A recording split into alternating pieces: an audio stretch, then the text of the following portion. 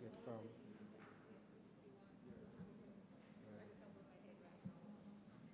Met and approved.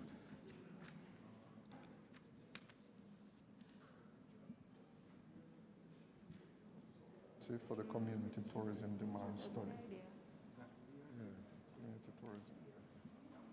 Just I can say approved funding for the consultancy for the community tourism demand study.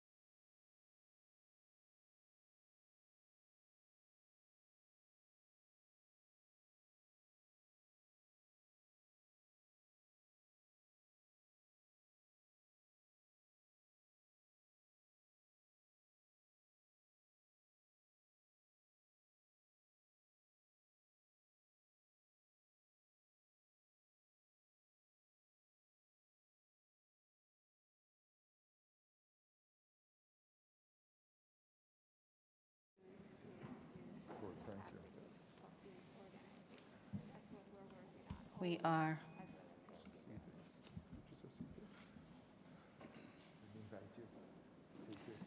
ready to begin.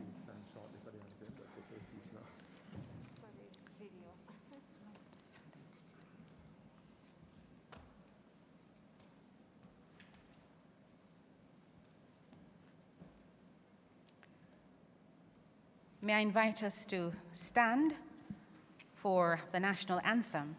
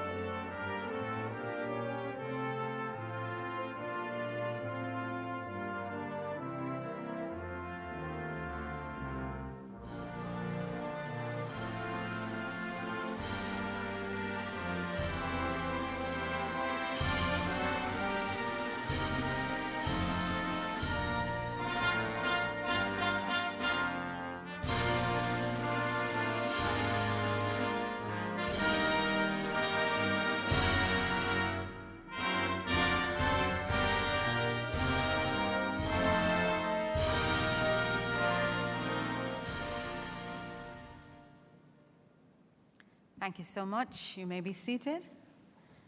And allow me to remove my mask, even as we observe all of the protocols for COVID-19. Dr. Wayne Henry, Chairman of the Jamaica Social Investment Fund, JSIF. Mr. Omar Sweeney, Managing Director of JSIF.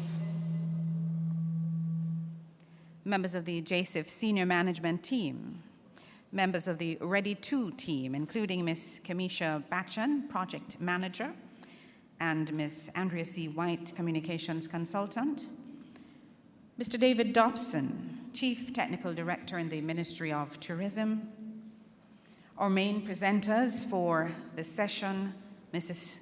Judy Karwaki, president of Small Planet, which is in Canada. She'll be joining us on the virtual platform this morning.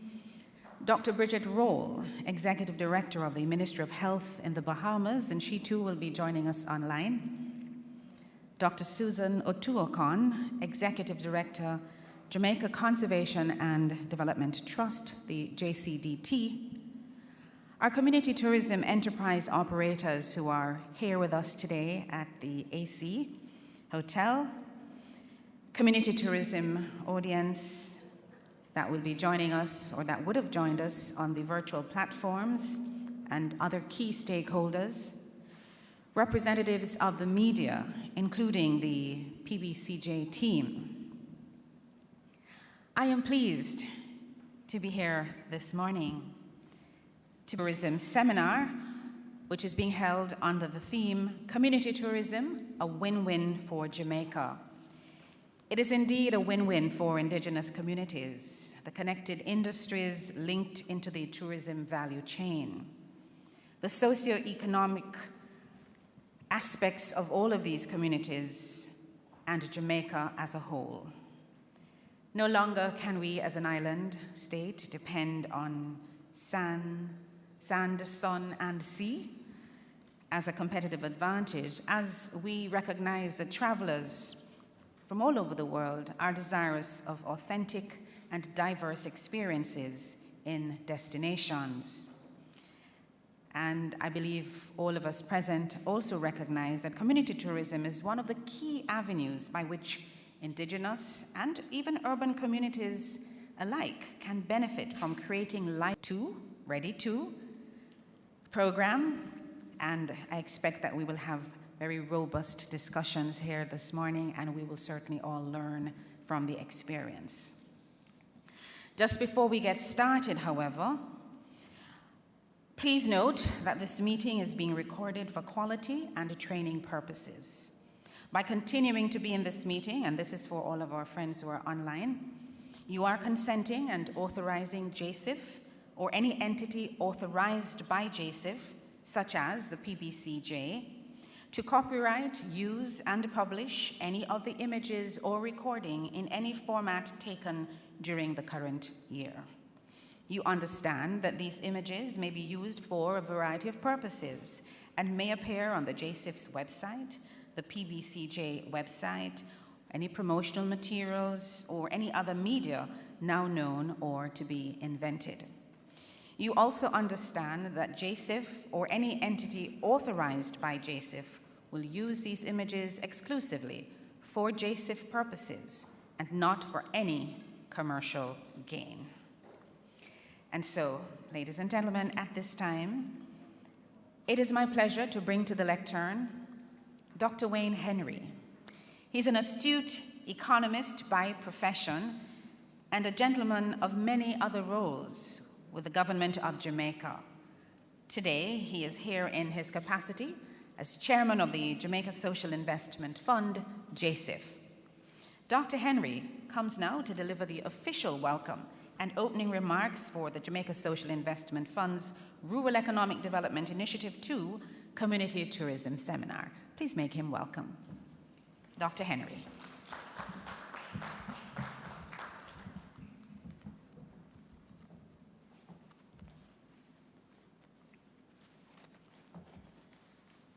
Master of Ceremonies, Mrs. Marlene Stevenson-Daly, Mr. Omar Sweeney, Managing Director, Jamaica Social Investment Fund, members of the senior management team of the Jamaica Social Investment Fund, members of the REDI 2 team, led by Project Manager Ms. Kamisha Bachan, Mr. David Dobson, Chief Technical Director in the Ministry of Tourism,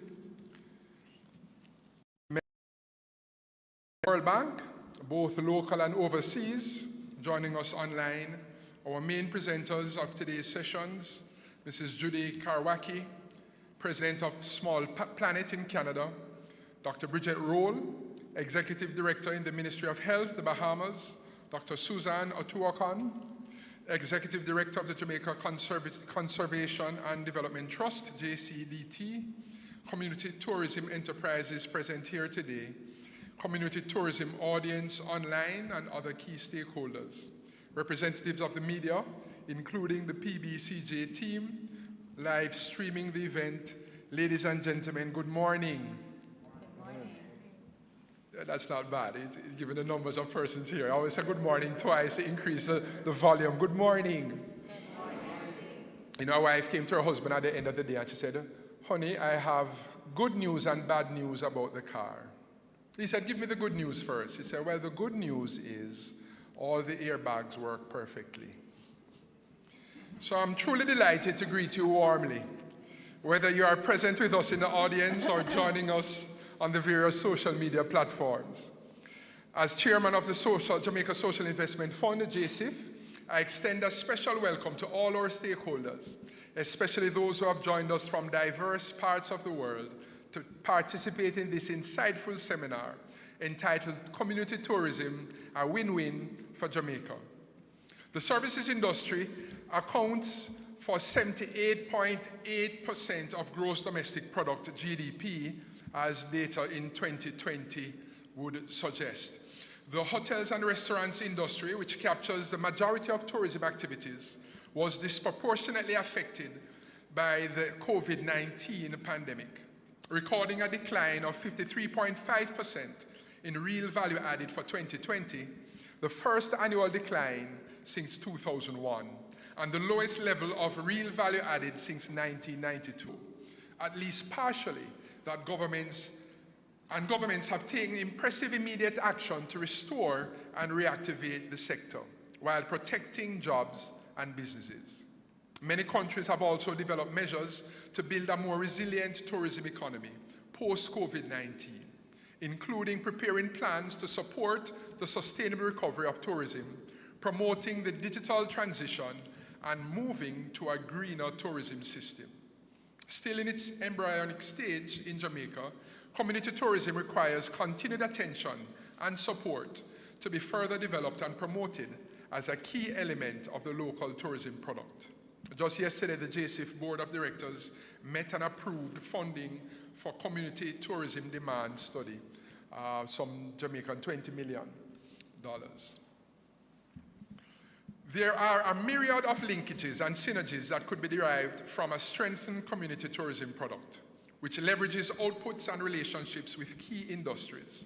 To foster resilience going forward, an important consideration of the government of Jamaica in support of community tourism is to promote tourism that creates opportunities for economic growth in diverse areas while empowering vulnerable groups, protecting the environment, and promoting the country's rich biodiversity and cultural heritage. I implore our community tourism enterprises to remain resolute despite the threats of the COVID-19 pandemic and to harness the opportunities available under this REDI 2 project. The development objectives of the project include enhanced access to markets and climate-resilient approaches for targeted beneficiaries. Please join me in thanking the World Bank for their continued support to the Government of Jamaica and, by extension, the Jamaica Social Investment Fund, which strives to facilitate projects and interventions to improve the socioeconomic conditions in Jamaica and foster the positive transformation of lives. Once again, I want to thank you all for joining us, and I now declare this community tourism seminar officially open. I'm sure that you'll be able to take away a number of strategies from our team of experts. Community tourism is definitely a win-win for Jamaica. Thank you very much. God bless you.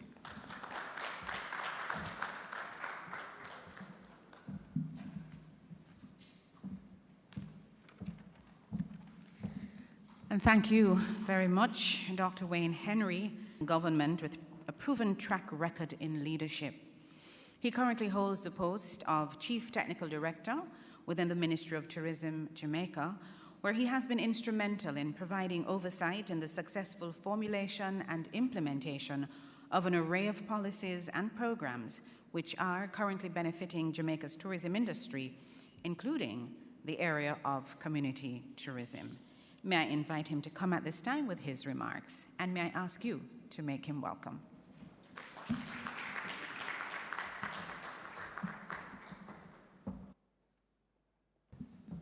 And Mr. Omar Sweeney, who no doubt you will agree that they are stalwarts in the system. Now, tourism, as services trade, is one of the top 4 export earners globally. And it currently provides 1 in 10 jobs worldwide. Pretty much the same for Jamaica. This is a statement that has been repeated multiple times on many platforms, but most persons listening to it and think about it, they always think about large tourism enterprises, the massive all-inclusive best vehicles to drive inclusive growth in the sector, to transform lives in our local communities, and to retain foreign exchange from tourism in our local economy. The ministry, in partnership with many stakeholders, including international organizations, the local public and private sectors, and NGOs, have pursued several initiatives towards the development of community tourism. And JSIF has been a key player in more ways than one. Today, we are indeed proud that over the years, a number of other countries have sought to tap into our expertise in this regard. Currently, we have partnership agreements that are work in progress with Grenada and Panama. Community-based tourism, according to the United Nations World Health Organization, refers to communities which engage in frontline operations that incorporate direct interface with tourists. Such operations are generally co-located within the residential boundaries of a community or in close proximity adjacent to the community. Many of these activities are to be based on the development of local resources as attractions or as direct services to tourists. The Caribbean Tourism Organization has proposed a working definition of sustainable community-based tourism as a collaborative approach to tourism in which community members exercise control through active participation in appraisal, development, management, and/or ownership, whole or in part, of enterprises that delivers net socioeconomic benefits to community members, conserves natural and cultural resources, and adds value to the experiences of local and foreign visitors. This encompasses both tourism activities in a community and goods and services supplied to the tourism industry by one or more community members.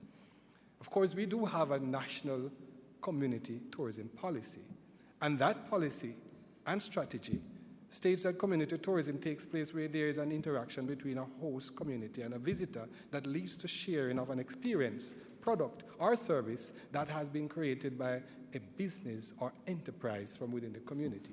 Now, I took the time to give you these explanations because one of the problems we face is that some people just put some projects together and call them community tourism for more reasons than one, and very often it is to access some funds.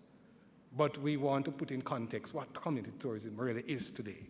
The goals that we should achieve from tourism, from community tourism, according to our policy, is that one, the facilitation of an internationally competitive, robust, and inclusive community tourism sector in Jamaica. Two, to support for local communities, entrepreneurs, community-based organizations, and NGOs in local communities to develop export, market-ready, sustainable community tourism experiences. And promotion of community tourism that is consistent with and does not compromise national policies for resource protection, cultural integrity, and community governance. Support for community tourism that creates the condition to advance national policies and generate social, cultural, economic, and environmental benefits for local communities. So while the implementation of community tourism requires a significant partnership effort between national agencies, communities, and private sectors, and NGOs, achieving success of sustainable development goals, it's Dr. Henry's purview, so I won't delve much into it, but there are some goals, I think they're number 8 and 12 and 14, that speaks more so that impact community tourism. Number 8 speaks to decent work and economic growth. Number 12 is responsible consumption and production. And number 14 speaks to life below water. And all these are maybe things you can look at and indulge a little more.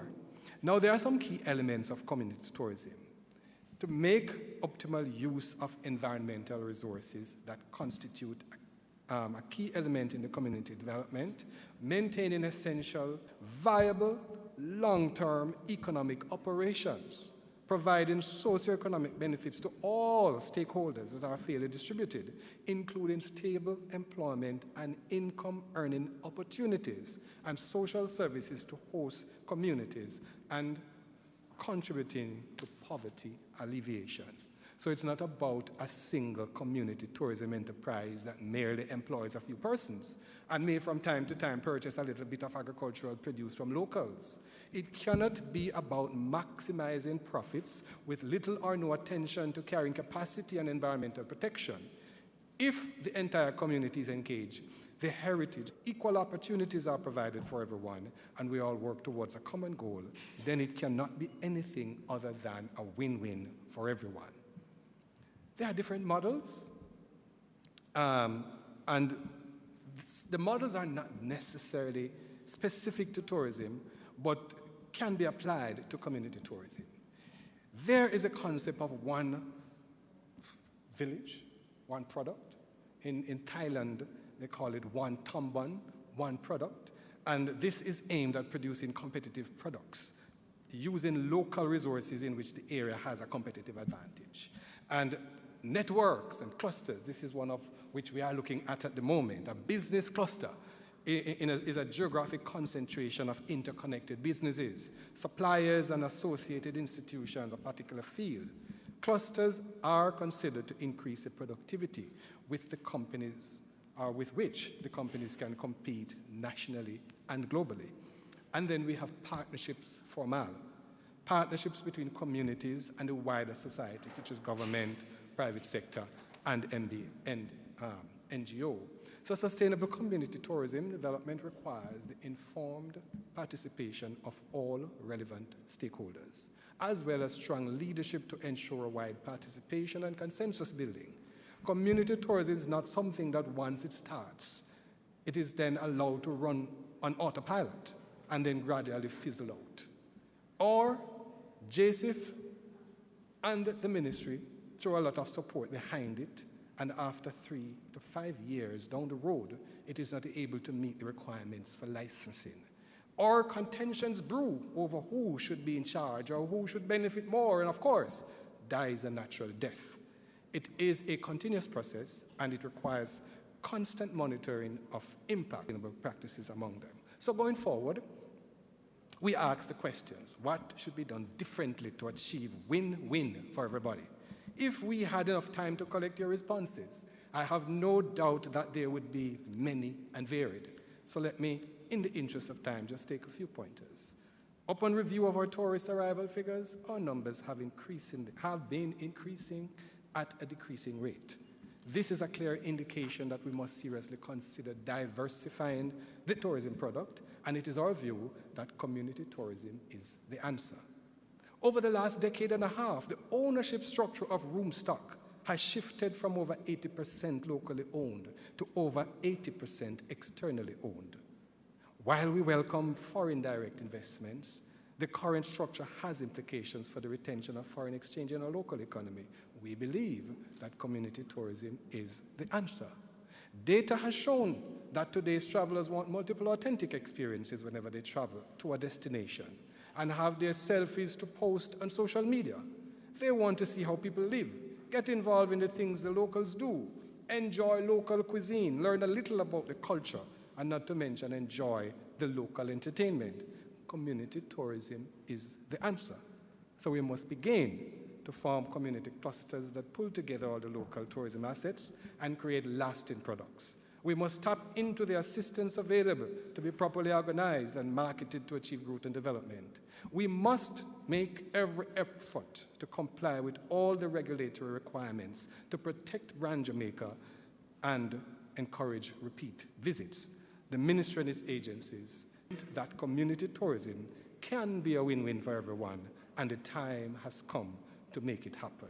I thank you.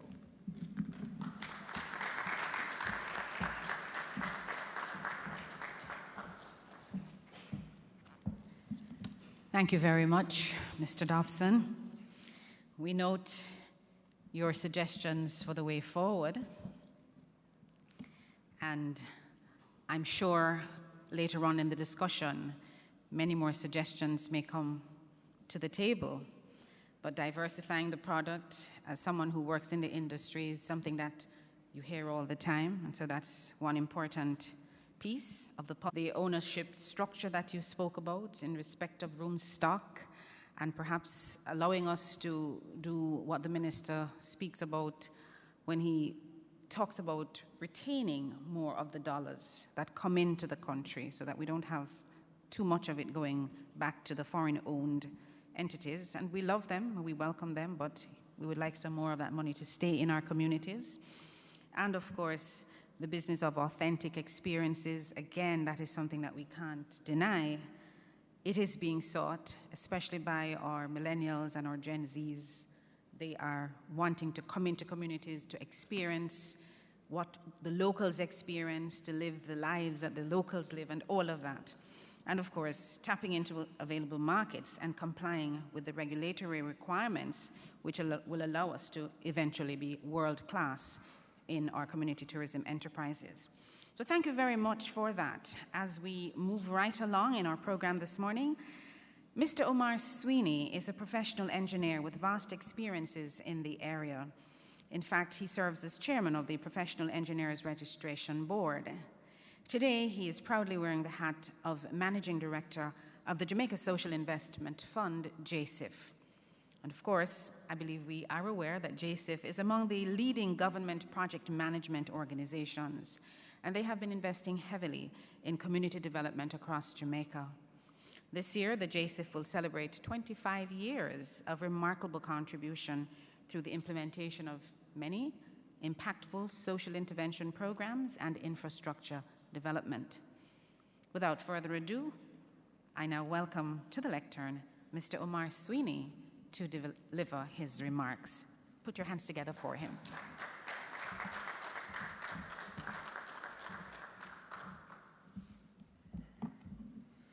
Thank you, Madam Chairperson. And I also join in acknowledging my chairman, Dr. Wayne Henry, to Mr. David Dobson, CTD, the senior management team of JSIF, senior management from the Jamaica Tourists, or the Ministry of Tourism, I should say, and Entertainment, to our presenter on the panel, Dr. Susan Otukan of the JCDT. I also recognize online Judy Karwaki, who will be presenting later, President of Small Planet, and Dr. Bridget Roll, Executive Director of the Ministry of Health in the Bahamas, also listed on the program today. To other community tourism slogan is investing for community development. I'm getting signals to take off my mask, but then is that for the camera? Okay.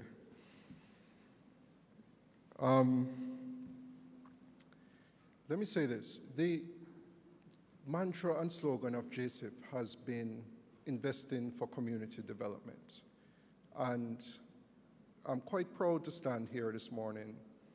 And I'm proud to stand here, one, because as my chairman had indicated in his speech, and I'm glad when he speaks like this, because as an economist, he gives you all the statistics and the data and everything that you need to set the context. And when CTD spoke, he mentioned all the numbers from the tourism and all these great things that are happening. And so I can get to talk about communities, because that's what today is about. Today is about communities. And after 25 years, as you indicated, of working in communities, one of the largest cries that we got from communities is sustainable livelihood.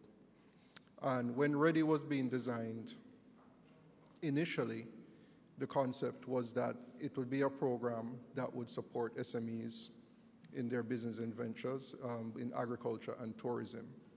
And we were very insistent at JSIF that we must have a way to reach to the grassroots and enable community enterprises to thrive and sustain their livelihoods in terms of what they're doing.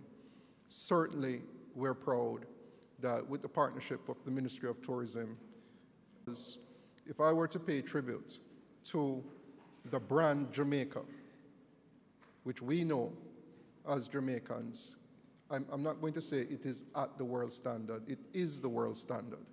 Tourism in Jamaica is the world standard. And so when we decided that we were going to take on community tourism, we were fortunate that we have a Ministry of Tourism as a partner that understands the product. They understand the presentation of the product. They understand the development of the product. And so events like this one today is the most sustainable way for us to approach what we know in Jamaica is a way that we can build community tourism enterprises. We know, for instance, that our providers, the CTEs, are going to give the tourist a good product. We know that, right? But what we need them to have is the necessary support. They need to have the necessary legal framework. They need to have the necessary market access. They need to have the necessary, representation.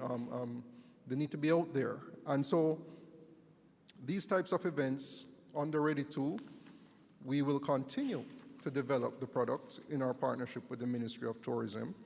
We've already had to intervene with our CTEs because of the impact of COVID and somewhat balancing the score in terms of having them have the ability to meet the COVID protocols. So under REDI 2, we have already provided them with the protocol, the PPE stuff, the CTEs, the hand sinks, the washing, so that their enterprises can also be competitive in the current environment.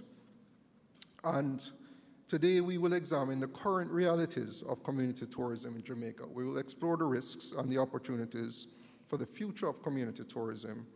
And as we had said before, the fact that COVID-19 has had such an impact on the overall industry, we will be discussing how it is that we can recover stronger. The chairman had indicated that just yesterday the board approved funding for the evaluation and revision of the National Community Tourism Policy. And that will develop a framework, and it will also fund a consultancy that will look at a demand study. And so while the Community Tourism Policy was approved in 2015, 6 years ago, we will evaluate that against the current realities, because we are in a new reality now from 2015. And so this seminar will be a call to action to put a spotlight on community tourism. I mean, the market has shifted, and we've also had to provide more opportunities for our community tourism products. So I'm quite pleased to continue and express the appreciation for all the people who do this behind the scenes work. That's what I call it. This is the work that goes on before you meet the product or before you interact with the product.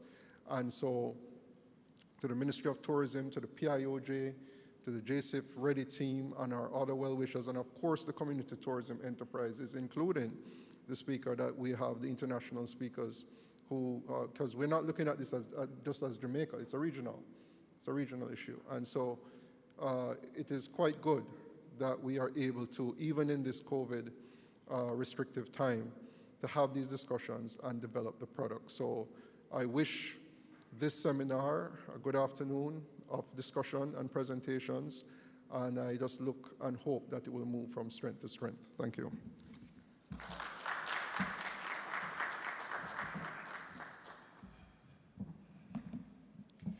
Thank you very much, Mr. Omar Sweeney.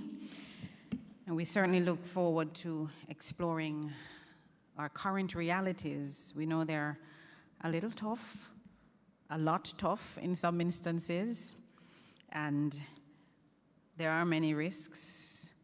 But I do believe that we are among the hopeful. We have hope, and it's a subject that I briefly discussed with the chairman just before we started this morning, that despite all of the challenges, we have hope, and we have organizations such as JSIF, such as the Ministry of Tourism, who are willing to hold hands with our community tourism enterprises to help us to get to the next level, to grow and globally, that we are also concerned with. And there's someone who's going to be coming to us at this time who will share with us quite a bit more in terms of what exactly are we talking about when we talk about community tourism. You know, if you Google community tourism, you have many, many hundreds of different definitions and perspectives that will come up. But Miss Judy Karwaki is the founder and president of Small Planet Consulting, which is based in Vancouver, Canada. She is an experienced community tourism specialist who has been working closely with the Jamaica Social Investment Fund's REDI project for over a decade and has contributed to the development of the community tourism policy for the project, as well as the community tourism kit that we now know. She's joining us on the virtual platform, and let me just say good morning and welcome to Judy Karwaki. Ms. Karwaki, good morning. Dali. I How hope are you? everybody can hear me. Yes, I'm we're great. hearing you. Can If you would project a little bit more, I think that would be better. Okay, I'll try and get maybe a little closer to my computer and speak a little louder. Thank you very much, Ms. Stevenson Daly, Mr. Dr. Henry, Mr. Dobson, Mr. Sweeney. Allow me to adopt the other protocols that have already been expressed in the interest of saving time. As was said, I've worked with JSIF for a long time, but on a personal note, Jamaica is a really special place to me. I always tell people that's where I went with my husband before we decided to be together on our first trip. I've taken my nieces and nephews there after they graduated from high school and have traveled there many times. And also our travel agency sells a lot of Jamaica. I'm a Jamaica One Love specialist, and I am in love with Jamaica. So I've been asked to give a bit of background on, oh, you know what?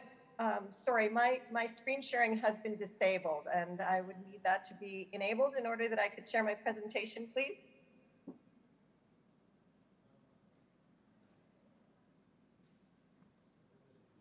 Or someone would need to upload the presentation, one or the other.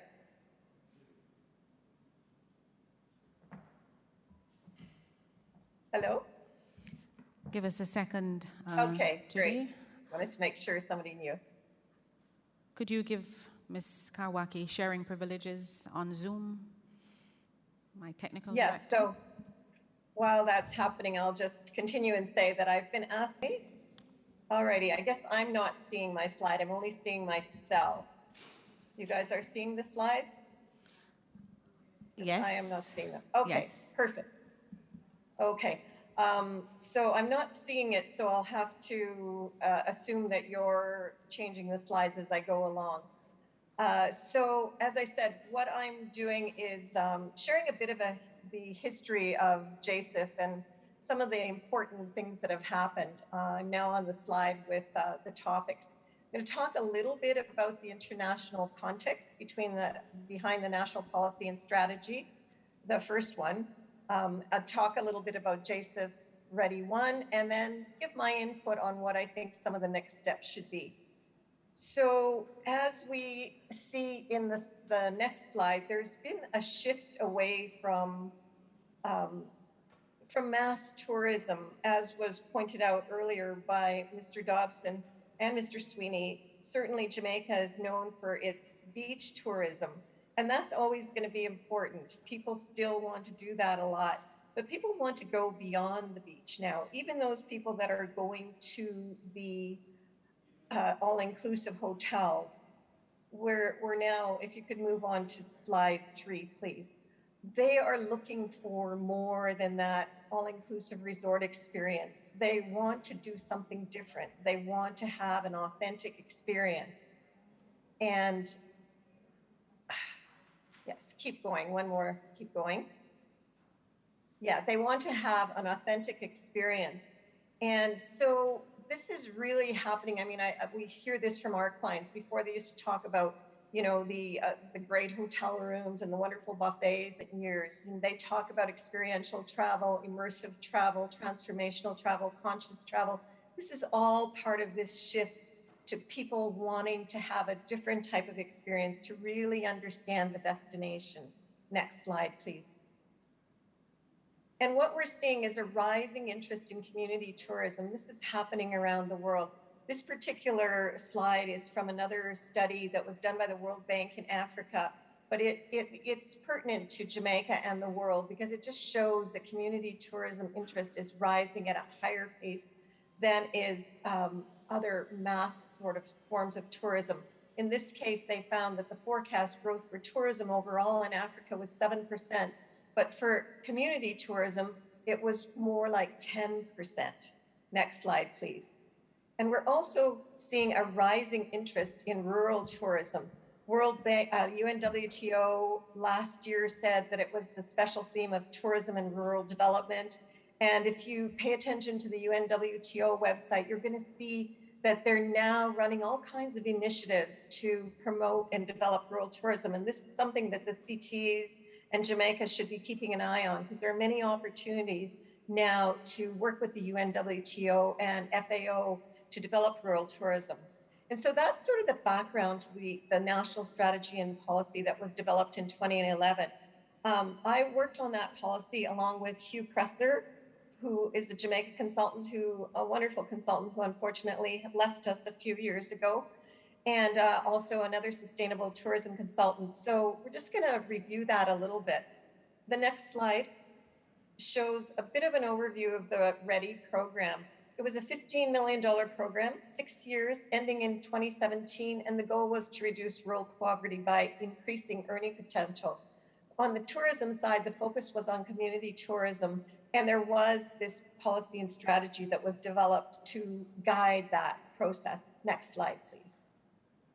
So one of the things about JSIF that I have found is they have always been concerned about ensuring that there's a lot of consultation with the community, with the different entities to ensure that they know what the communities and everyone is thinking, what needs to be done, what are the challenges that they're facing, so on and so forth. Next slide, please. And in that context, what we found was the things that were good, that it wasn't safe to go out into the communities. You needed to sort of stay in your hotel. There was a lack of market-ready product when it came to community tourism.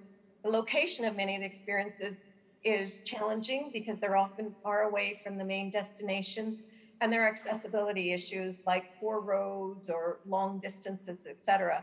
Also, there was a lack of infrastructure and a lack of capacity.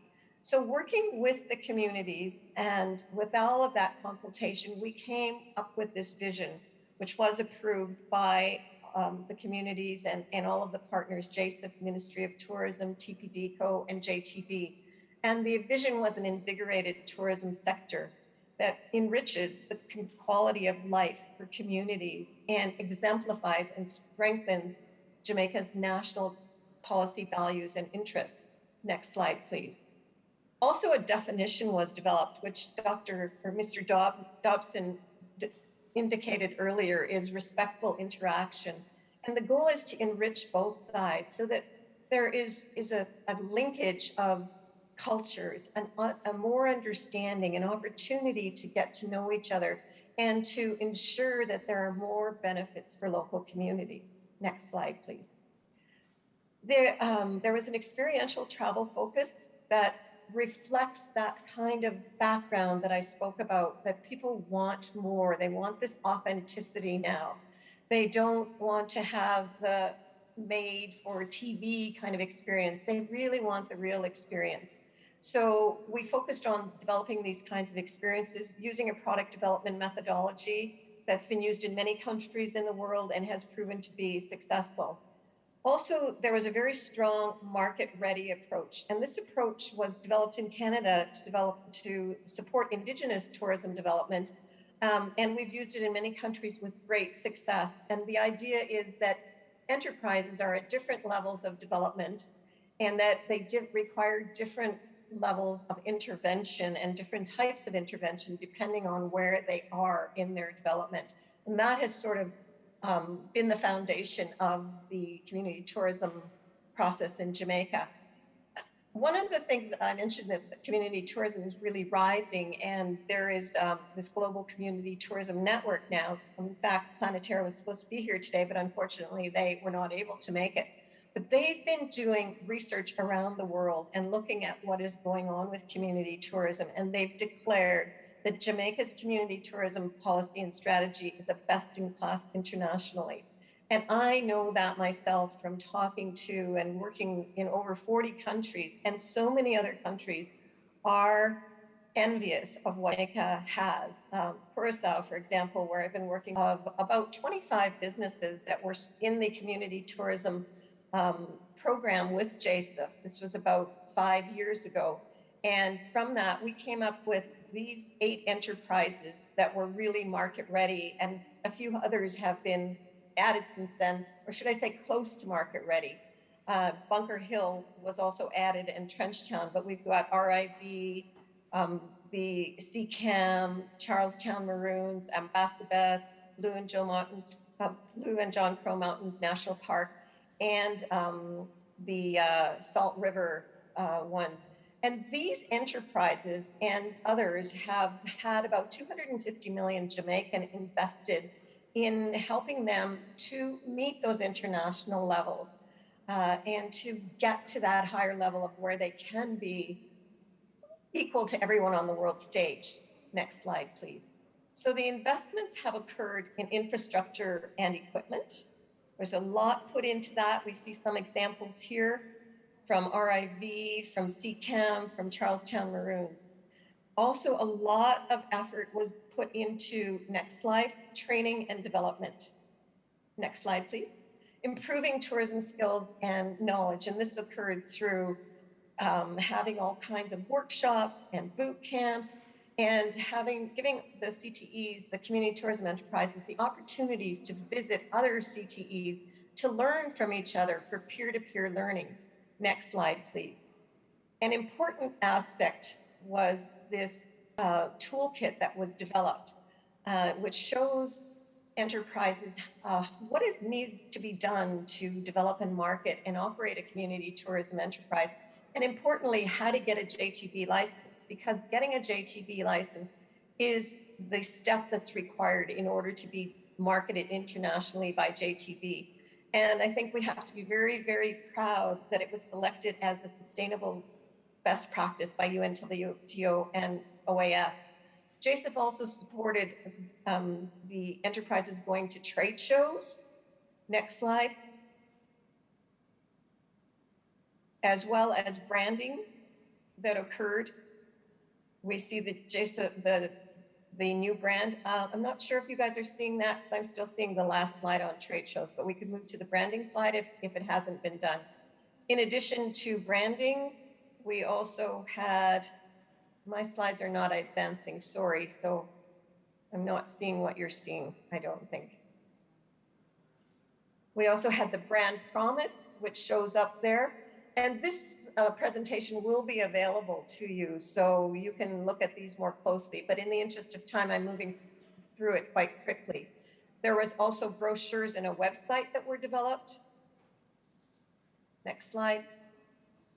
Again, I'm not seeing the slides moving on mine, but I'm assuming they are with you. There's a brochure, there's websites. Next slide. You can just keep moving through the slides because it's just kind of one slide, just explaining some of the things that were done.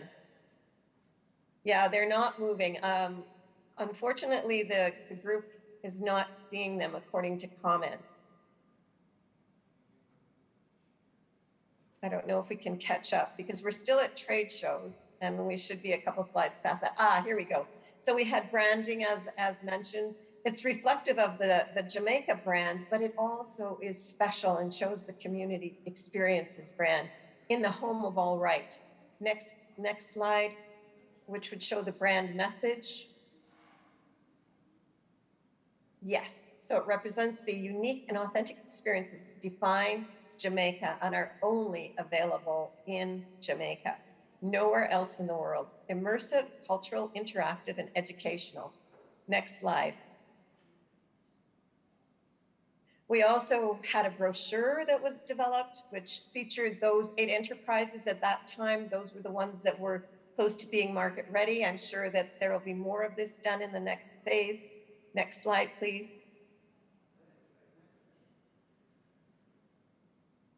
And then we also had posters and a video. So all of these things are intended to help market these enterprises. Next slide. And a website was developed. And then this one's really important, the JTB website. For the first time, community tourism is being featured on the Jamaica Tourist Board website. And this was really a big win for JSIF. I remember, you know, when we went and spoke with JTB, and initially they were sort of, you know, it's not really ready. We don't really have the ability to market it yet.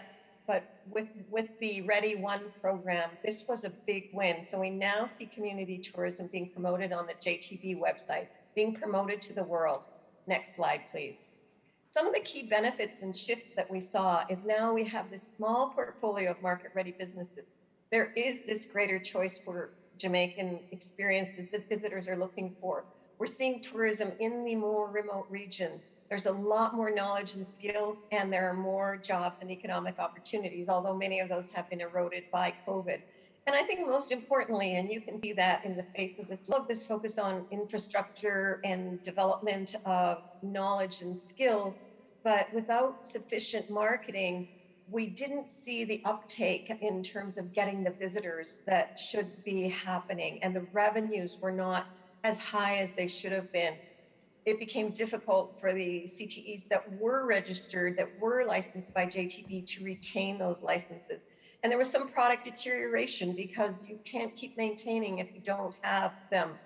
So earlier, Mr. Dobson talked about, you know, what's next? What are some of the things that we need to do? And these are my contributions on the way forward based on my work with JSIF, as well as work that I've done in other countries and things that have worked. Next slide, please. First of all, going back to the international context, we still are seeing in the COVID era these trends of, and in even stronger trends of people wanting to have more community experiences, to give back, to be in nature and have kind of wellness experiences that are not the typical spa experience. And they want to be in smaller groups, isolated places, open air, nature, and local culture. So these are some of the key trends that are, again, going to drive tourism, and they all contribute to community tourism. Next slide.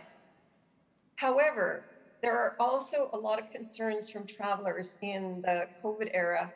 They're concerned about wellness, about vaccinations, and more than ever, they're concerned about having quality travel experiences and getting value for money. Only a few that are listed on the JTB website because they need to reach that level of being licensed by JTB in order to be marketed internationally.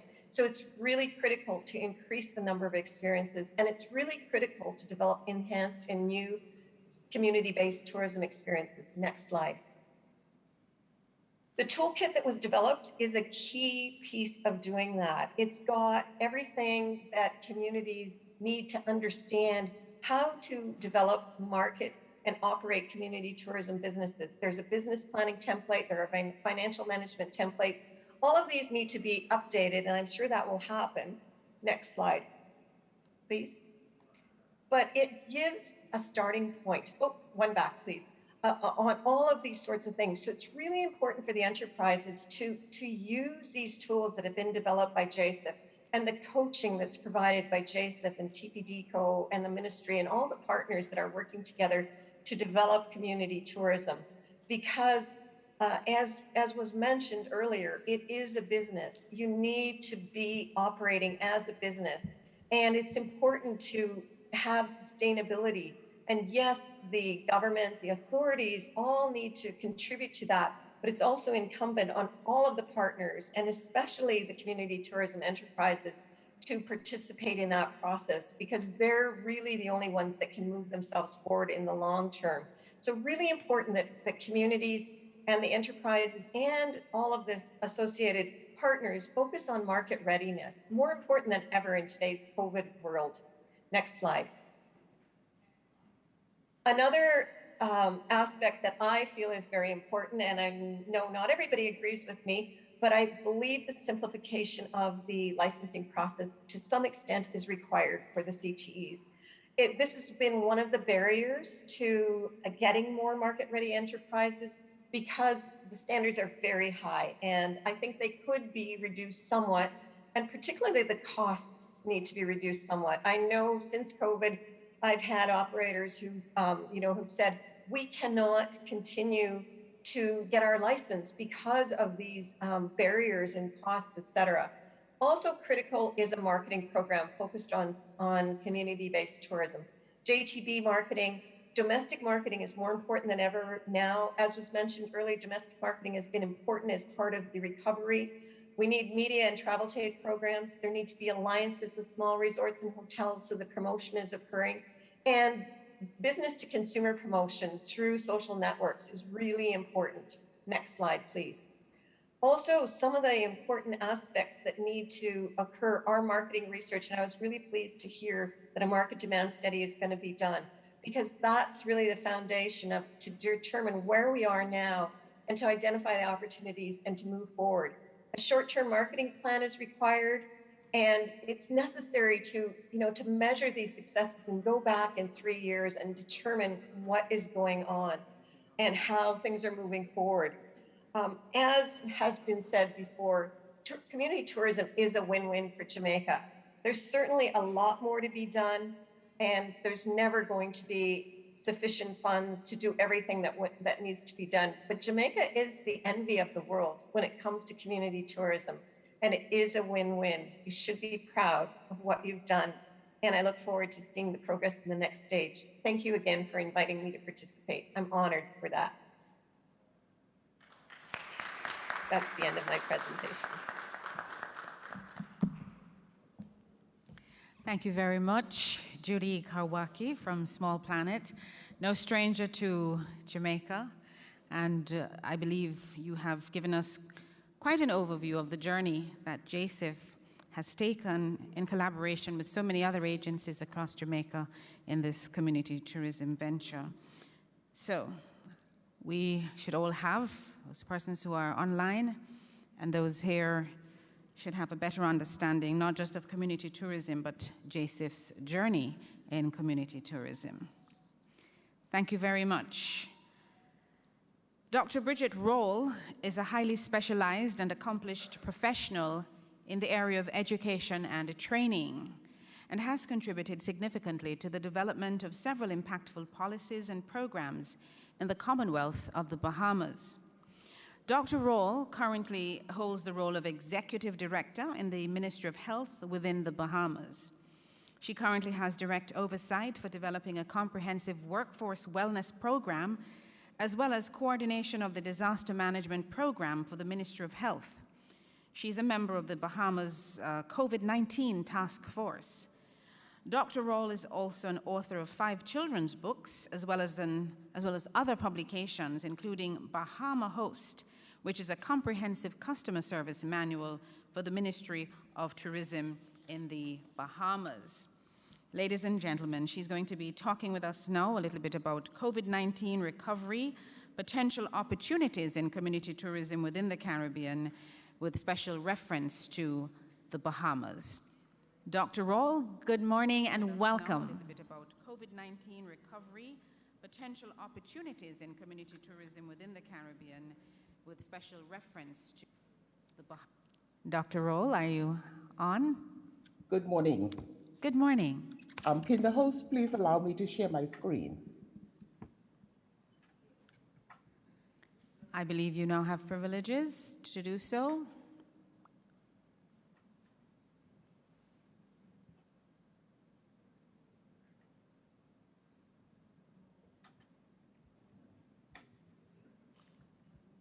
Yes? I'm getting a thumbs up, so please go ahead, Dr. Roll. Are you hearing me? Can everybody see this? Let me start. We're seeing your first slide, which says COVID-19, recovery potential opportunities in community tourism within the Caribbean, a case of the Bahamas. The Bahamas is an unmatched destination, a heart-pounding adventure across 1,000 square miles of the world's clearest oceans. But the best kept secret of the Bahamas is the country's sheer size and its diversity. This archipelagic nation has 700 islands, 2,000 keys, and 16 of the most beautifulest destinations, par none. In fact, and I quote, the World Travel Association has just recently voted the Bahamas the leading Caribbean destination, or the leading destination in the Caribbean. Ladies and gentlemen, good morning. I'm very pleased and happy to have been given this opportunity to speak with you this morning on what you are calling community tourism, what we here in the Bahamas call domestic tourism. We have been doing this for years and with much success. COVID-19 demonstrated for us even more clearer the need to have a domestic tourism program. In fact, one can argue that is what has sustained us through this pandemic. And so what I'm going to do in the next few minutes is just to outline some of the initiatives that the government has put in place to bolster this particular economy called tourism that we all rely on. What you have here on your screen this morning is some of the new tax concessions that were made available to persons in the tourism sector, small and medium-sized business concessions. So an individual then would apply for these tax concessions, and what it allowed them to do was to purchase materials, machinery, equipment, construction materials, etc., to build businesses on individual islands. Extension of a special economic recovery zone concession, and you see there that was in Abaco and Grand Bahamas specifically. Some of you would recall that in 2019, the Bahamas was devastated by a Cat 5 hurricane, and it affected Abaco and Grand Bahama in particular. And so special attention was paid to these two islands on trying to recover those economies. Abaco in particular, outside of Nassau, was our second leading destination here in the Bahamas. And so there was a lot of devastation there. And so the government paid particular attention to Abaco and Grand Bahama and is continuing to do so by special concessions for persons rebuilding those communities, rebuilding the homes, rebuilding the businesses there, so that tourism can come back to those islands. Special concessions in Andros and the Southern Islands, again, with no islands being left untouched. If you look at this the map just to the left of your screen, you would see that the Southern Islands all got breaks where the government has said to would-be entrepreneurs, look, you need to come in, we can give you tax-free concessions, we can give you duty-free exemptions on building materials, fixtures, plumbing materials, electrical, household furniture, everything to get that business and to get those businesses up and running. This also applied to first-time entrepreneurs as well, so that they can build businesses to bolster the local tourism product on those islands. Some of the specific, some of the specificity of what was happening since the pandemic began was that $15,000 was allocated per person to build businesses specifically for the tourism sector. So if you had designs on opening up a small business on any of the islands, you could apply for $15,000 as a startup capital to get your business. No, it's a grant. No refund. You don't have to pay it back or anything like that to get your business started, as long as it was in the tourism sector. Fully serviced lots on New Providence and Family Islands started off at $15,000. Now, remember now, the islands of the Bahamas, it's very costly to build. So I want to set that premise by saying that you can't find any property on any of these family islands today shy of $50,000, $60,000. But the government has said, look, if you're building something in the tourism sector, you can start off by purchasing your lots for $15,000 in New Providence and $10,000 on some of the family islands. Other measures that came into place was the Bahamas Securities Commission on crowdfunding for small businesses. So this was another initiative that was offered for small businesses where a person on one of the family islands looking to design a business or to build a business in the tourism sector could now use crowdfunding to get started. So if you have $5,000 as an individual and you have this grandiose idea to get a business started and you know it's going to cost $50,000, $100,000, $200,000 at the end of the day, you can go onto a platform and seek local investors to help you with that business. And so that was another initiative that was brought on in recent times to assist with the whole community-based development of tourism, or what, like I said, domestic tourism here in the Bahamas. Leveraging the uniqueness of the family islands, the Ministry of Tourism, as I said, has been doing this for years. There's been countless initiatives that have been launched in recent times to get visitors to realize that it's not just the Bahamas, that it's not just Nassau, really, that they ought to be visiting. And we've seen the benefit of that. I would like to say, in fact, that if it wasn't for the fact that we had other islands where persons could have gone to, I'm talking about your second home owners, your boaters, the yachts folk, people who, I mean, we leverage our family islands to include, I mean, everything. You had local and international artists who were Bahamian, who were doing voiceovers to get people to come to the islands. You had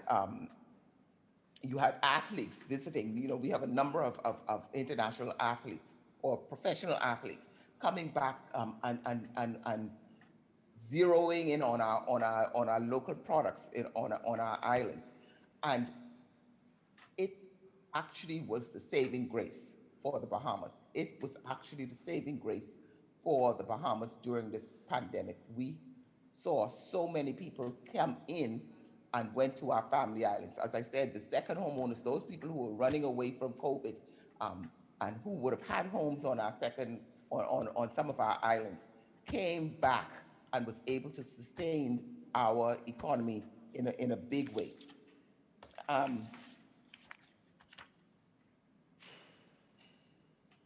The advent of home porting. This came about at the end of June. Home porting, ladies and gentlemen, is where the cruise ships have said, we're going to dock here, we're going to have people fly into the Bahamas, stay a day or two before they catch a cruise to go elsewhere. That is proving to be a huge success. In fact, to the tune of $50, $60 million is expected to be garnered as a result of the home porting cruise industry. It's going to go on until November. It started July 4th and it will go until November. And it's expected to garner between 35 million cruise visitors to the Bahamas. It's not just in Nassau. Here again, we're talking about domestic tourism. And so you would have a visitor who would fly into Nassau, take another flight to one of the islands. We have 5 islands that are involved in the home porting initiative. And so once they get to those islands, once a visitor gets to, let's say, Long Island or San Salvador or Exuma, these are 3 of the 5 islands that are involved right now in the home porting initiative. They then, you have room nights, you have food, you have restaurants, you have entertainment. Some of the islands have casinos.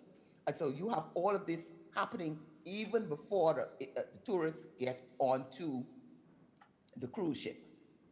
And so it has proven to be a significant boost for a lot of those islands that have seen a drop off since the world closed down as a result of the pandemic. And so this is an initiative that I'm sure that we're going to repeat again going forward. Then there's, of course, the lucrative Airbnb market. Once again, this Airbnb has demonstrated that it can hold up an economy. Airbnb, not only do you have international people that are utilizing the Airbnb market, but you also have local people who are coming from island to island. Remember now, because of the structure of the Bahamas, you have persons who may live in Long Island who have never been to Nassau. And so with the hotels closing because of the pandemic, they needed to find some place to stay. And so you had local homeowners opening their homes to visitors, local visitors. And so you had the advent of a local Airbnb market or local exchange of visitors coming, but also people flying in. With our country, even though the world was locked down, there were still people that were flying in or coming in by boat, and they were utilizing the Airbnb platform to stay for short-term rentals. Okay, this market emerged as a viable option for the local rental market here in the Bahamas, and it started somewhere in the vicinity of 2019, 2020, and to date, it has seen in excess of about 9.2 million visitors just coming in to do Airbnb. We have approximately 1,900 active listings of Airbnb platforms here in the Bahamas, with a local household earning of about $6,000 per period of time or period of stay. That is crucial. And in fact, we have our rental markets who are now complaining that the folks coming in for the Airbnb is taking up their revenue, but that's another conversation.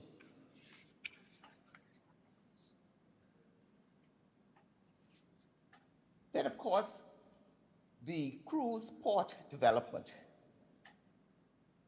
If anybody has been to New Providence, you would know that the Prince George Wharf is an area where the cruise ships come into the Nassau Harbor.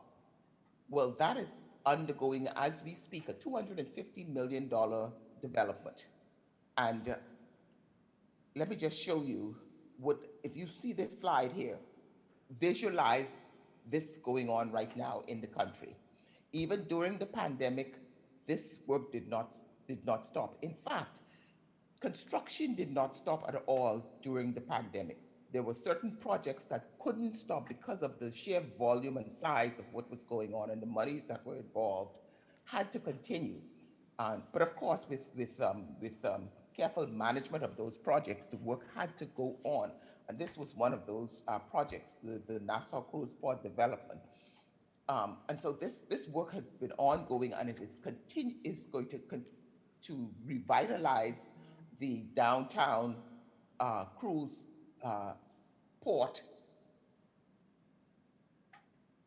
for ships coming in. And this is just a mock-up of what it would look like going forward.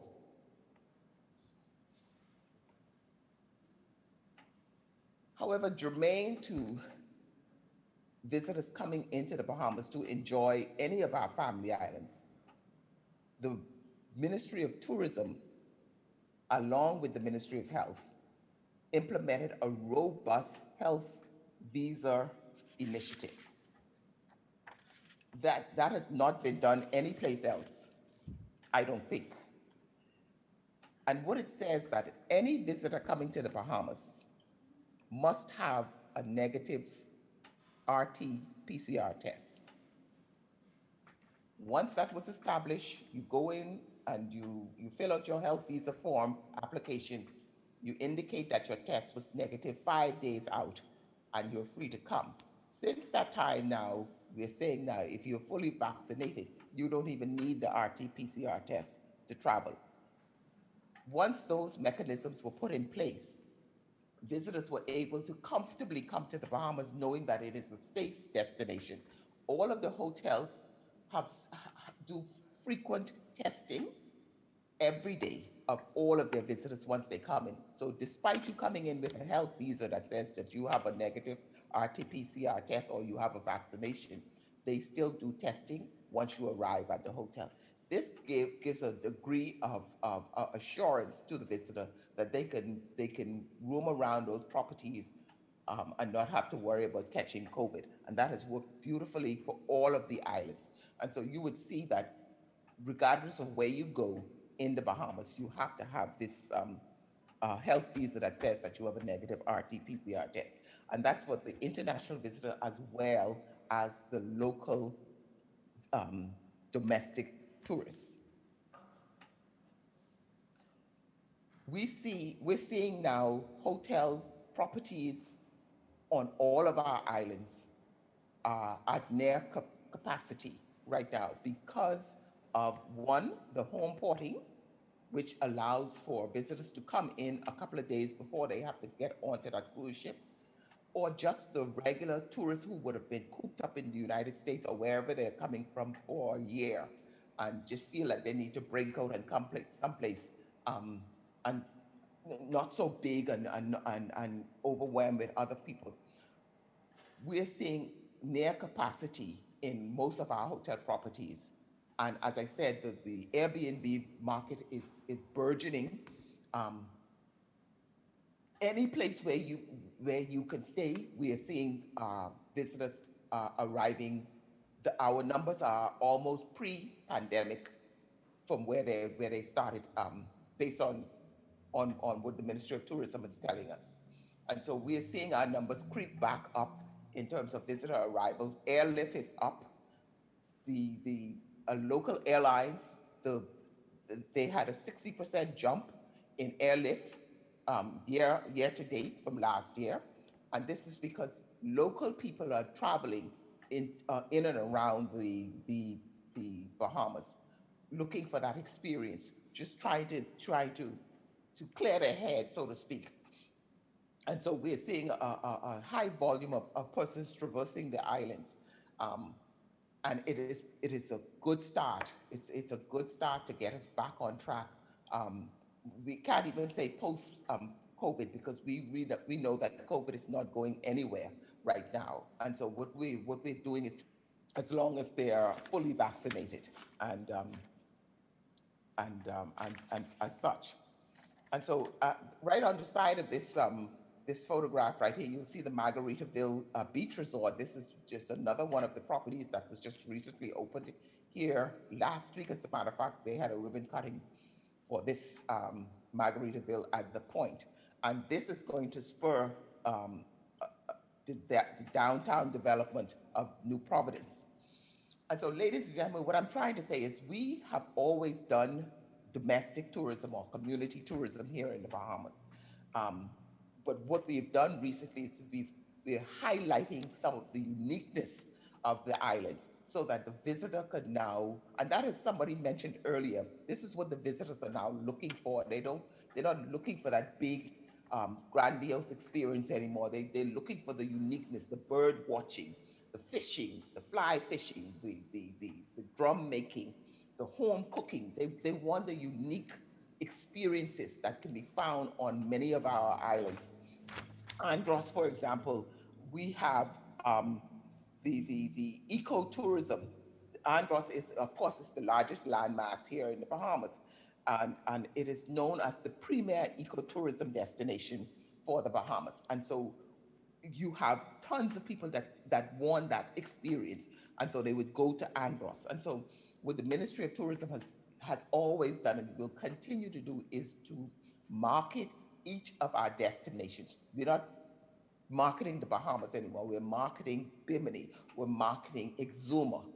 Exuma, as you know, is that island that was deemed to have the best waters in the world. And, you know, you just have to experience it.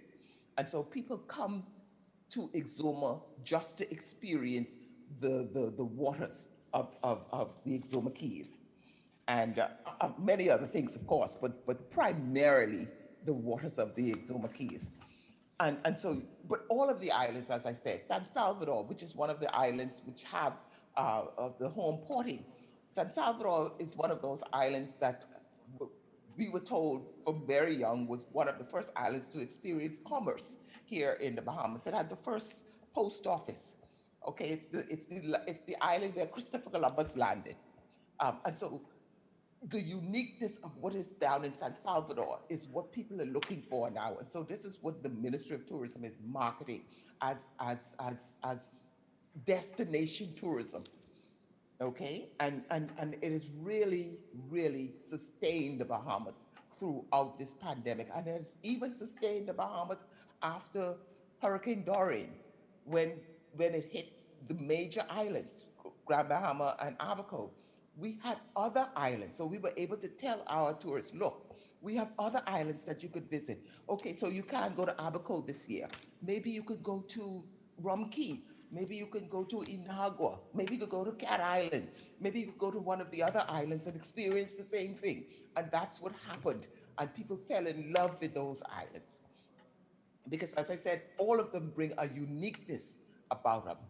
And so, yes, community tourism, you could call it community tourism, you could call it destination tourism, you could call it domestic tourism, but the diversity of the product, I think, is critical to the sustainability of tourism in any country.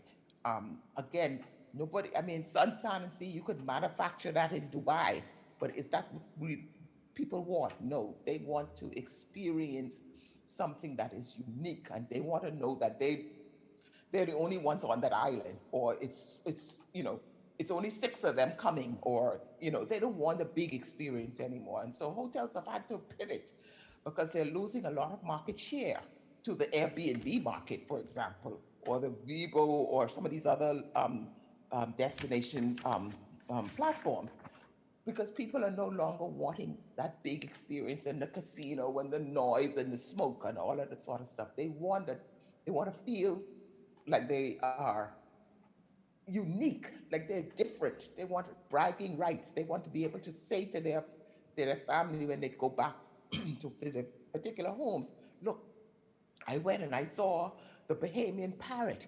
It's like no other. You could only find that here in the Bahamas, or the flamingos down in Inagua. You know, that's what they want, or to swim with the pigs.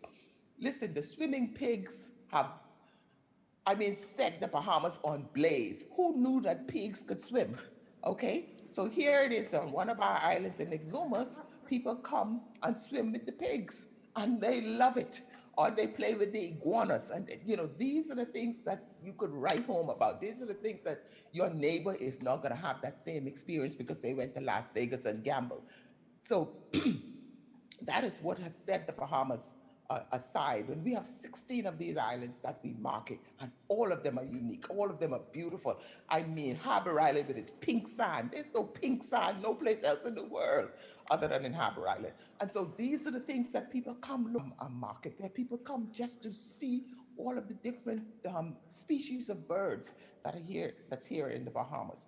So the uniqueness of the place. I heard the lady speak about Jamaica and the uniqueness of Jamaica. Now, I, for one, have been to Jamaica many times, and every time I go to Jamaica, I experience something different because I go to different places, and so I could believe that's what she is trying to capture in her presentation.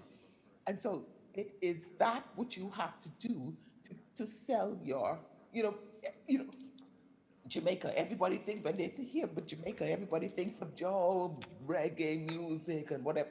So, you have to sell the island as having unique features. Okay, there's places that you can come to in Jamaica that is unexplored. All right, like the blue holes in Andros. All right, who is going to know what a blue hole is? Unless you come and experience it. All right, so we have expert divers who try to dive these blue holes that have no bottom.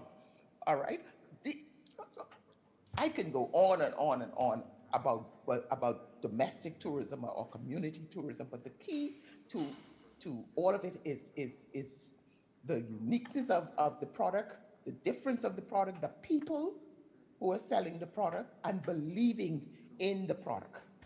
Okay, and so I don't want to go too much further because I know that there probably will be some questions later on, but I want to stop there. But just know that all of this, you have to have a economic platform to support all of the different aspects of the community tourism. And so I started off by talking about a little bit of the tax breaks and incentive packages and so on for young people to get into the spirit of entrepreneur and to get a piece of this tourism pie because they have a lot of ideas and new products. I mean, if COVID has taught us anything, it's that business is not business as usual. This is a new paradigm. It's a new digitization. How you deliver your product and everything like that. And that's what the young people will bring to the table. But it has to be supported economically in your country. It's no point in talking about it if they can't actualize it. And so you have to have a mechanism to support these young folks because they are our future. And so that is what we need to be looking at in when we talk about sustainable tourism and sustainable product development. So I'm going to stop there, and if you have questions later, please feel free to ask. Thank you very much. So thank you very much, Dr. Roll. Over the time. Thank you very much for your contribution this morning, and we ask persons to hold the questions. Yes, a round of applause. I'm sure persons will have questions for our panelists, and I ask that you hold those questions for the persons who are physically here with us in the auditorium. But of course, for those persons who are online, whether you're on Zoom or JSIF's Facebook page, please put your questions in the chat, and we are going to be taking those a little later on. So please feel free, put your questions, your comments in the chat, and we will take those a little later on. Thanks again to Dr. Roll, the uniqueness and diversity presenter this morning, just before we get into our discussions. And she is Dr. Susan Otuokon. She's an accomplished environmentalist and currently holds the post of Executive Director of the Jamaica Conservation and Development Trust, the JCDT. Of course, the JCDT is a non-governmental organization that manages the Blue and John Crow Mountains National Park and the World Heritage Site on behalf of the government of Jamaica. Dr. Otuokon has been involved in the planning of several policies relating to the environment and community tourism. She was also a member of the team which advocated for the inscription of the Blue and John Crow Mountains on the UNESCO World Heritage List.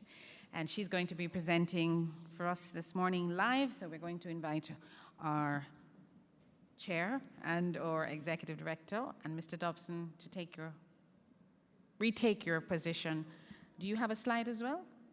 Okay, so you can stay exactly where you are. Please put your hands together and make Dr. Otuokon welcome.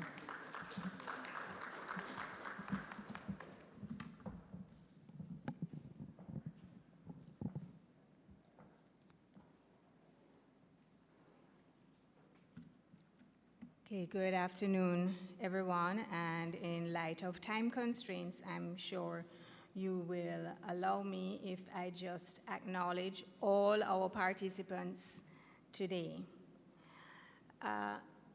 Thanks to the JSIF REDI 2 team, and allow me to say special thanks to Ms. Bev, as she's earlier speakers mentioned Jamaica's national community tourism policy. And I think that they were very visionary to include certain types of organizations like the JCDT in our definition of community tourism. So as was indicated, we're a not-for-profit business. We are a registered charity, and we manage the Blue and John Crow Mountains National Park and World Heritage Site on behalf of the relevant government agencies. And in this regard, we really face quite a lot of the same challenges that we find our community-based organizations and the national park that they face also in terms of trying to establish tourism and other business ventures. And in addition, we see ourselves as partners with JSIF because we are reaching out to the local communities around and assisting them with respect to facilitating sustainable tourism and also sustainable agriculture. This photo that you're looking at here in the background, I'm really trying to depict the natural and cultural heritage of the Blue and John Crow Mountains and to contextualize what I'll share today. It was taken from a hill looking down onto Moortown in the foreground, and of course, that's some of the cultural heritage, but looking up into the national park and World Heritage Site, you might think you're looking only at natural heritage with those lush forests, but you're actually also looking at cultural heritage, because that very distinctive mountain peak is called Woman Town, and that is the location where the Maroons would have taken the women and children during the Maroon Wars leading up to the 1739-1740 signing of the peace treaty to hide when things became too heated for them to remain in the villages. They would go up into the mountains to hide. So we really have a lot to share, and that World Heritage Site stamp is that seal of approval.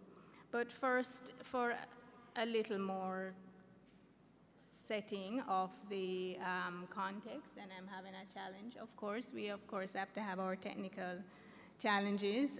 Experience this, for me, encapsulates the World Heritage Site, which you'll experience hiking the Blue Mountain Peak Trail, still in excellent, very pristine condition despite the number of users. And JCDT's first projects in the early 1990s, we were established in 1988, was in the Blue Mountains and at Portland Gap, refurbishing and building cabins.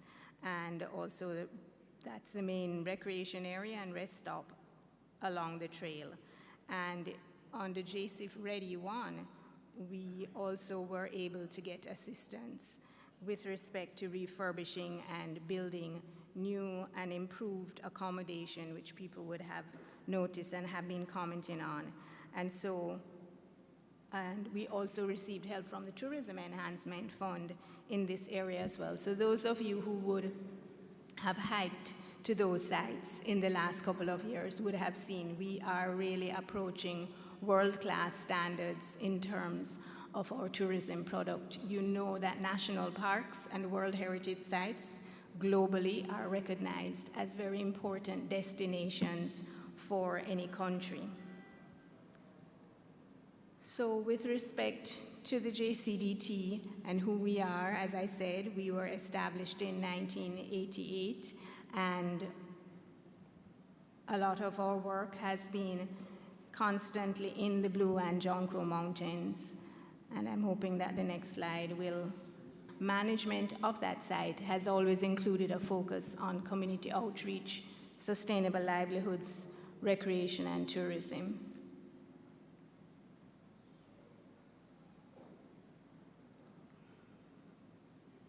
Okay, so we also manage, in addition to the Blue Mountain Peak Trail, Hollywell, which is the main recreation area. And as the slide before would have shown you, that dark green at the center is a World Heritage Site. The red dot right in the middle is Nanny Town, an archaeological site, but which was once the capital of the Maroons centuries ago.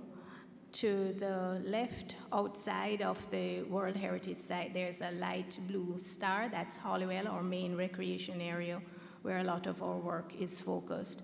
And then further to the right, in the Rio Grande Valley, which is not actually within the national park, but which is protected national heritage, we do a lot of work with the Maroon communities who are also located at Charlestown and Scotts Hall. So that's just to give you a geographic perspective.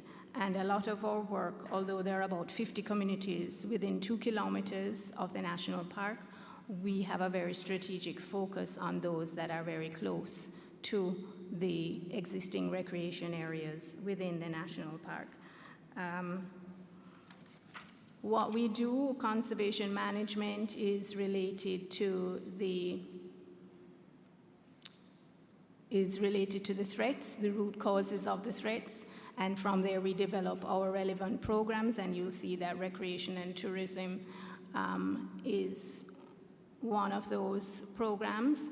And with that, we have a particular focus on using ecotourism principles, and therefore we want to ensure benefits to our local communities. This isn't free, there is a cost, and we do this on behalf of the Natural Resources Conservation Authority and also the Ministry of Culture, Gender, Entertainment, and Sport.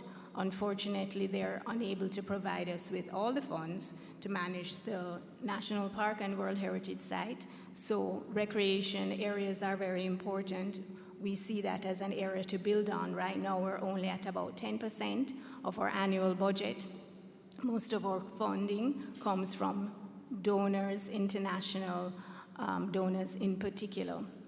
So we see tourism, recreation and tourism, as a way in which created working with our local community members of a world-class sustainable tourism destination which supports both local economies as well as conservation. Because really, whilst people are not always going to be able to access the national park due to the distance, the rough terrain, and so on, the communities around are within the Blue Mountains, are within the John Crow Mountains, and they have a lot of the same plants and animals, and a lot of times the community is where the cultural heritage resides. And we see this as not only bringing new visitors and new income, but also stimulating economic development in rural communities. We've developed a sustainable tourism program of how we see this working, and as is indicated there, clusters were mentioned earlier. The challenge for us, though, is we have recognized that this is a long and hard road. It's not easy at all.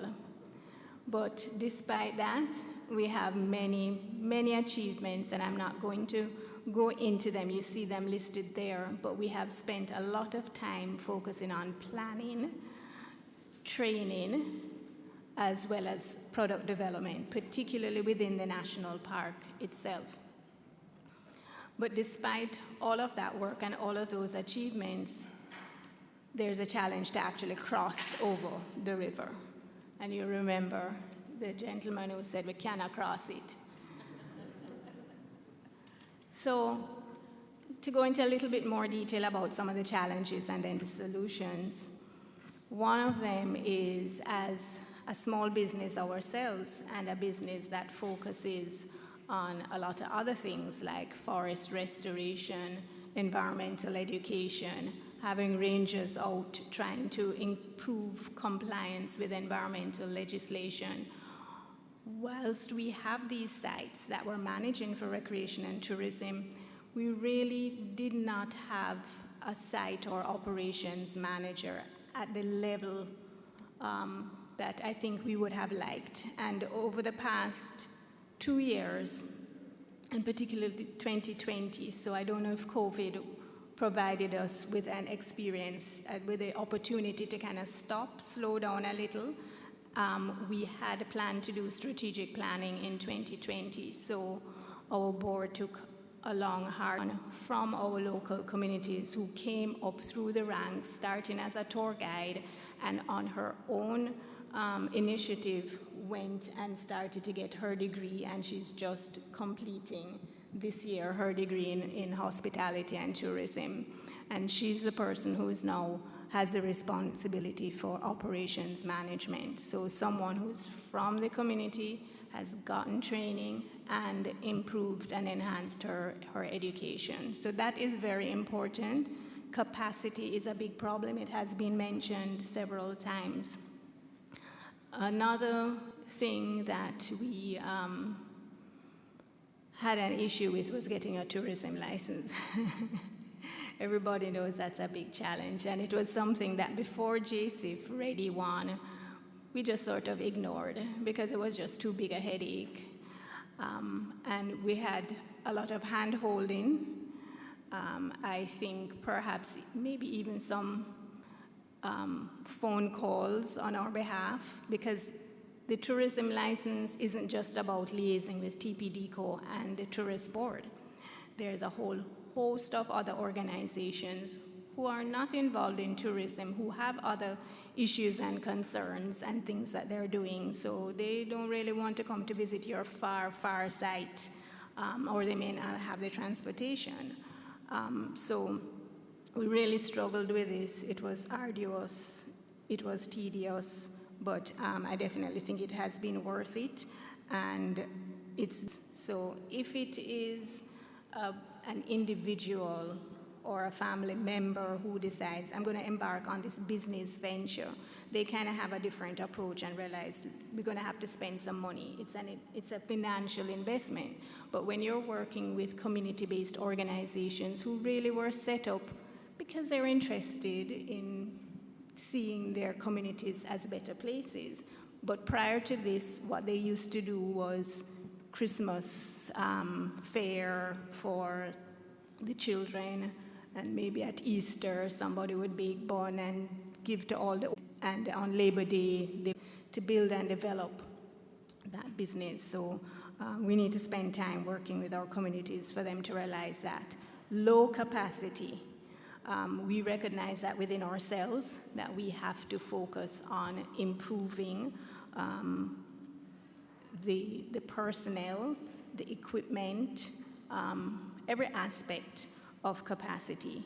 If you look at the literature, Hales, Carolyn Hales, we're all familiar with, 2002, and Cooper in 2004, based out of Antigua, indicated that, and here I quote, issues that plague new business development in rural communities include 1, limited capacity, it's been mentioned before, and 2, inadequate marketing.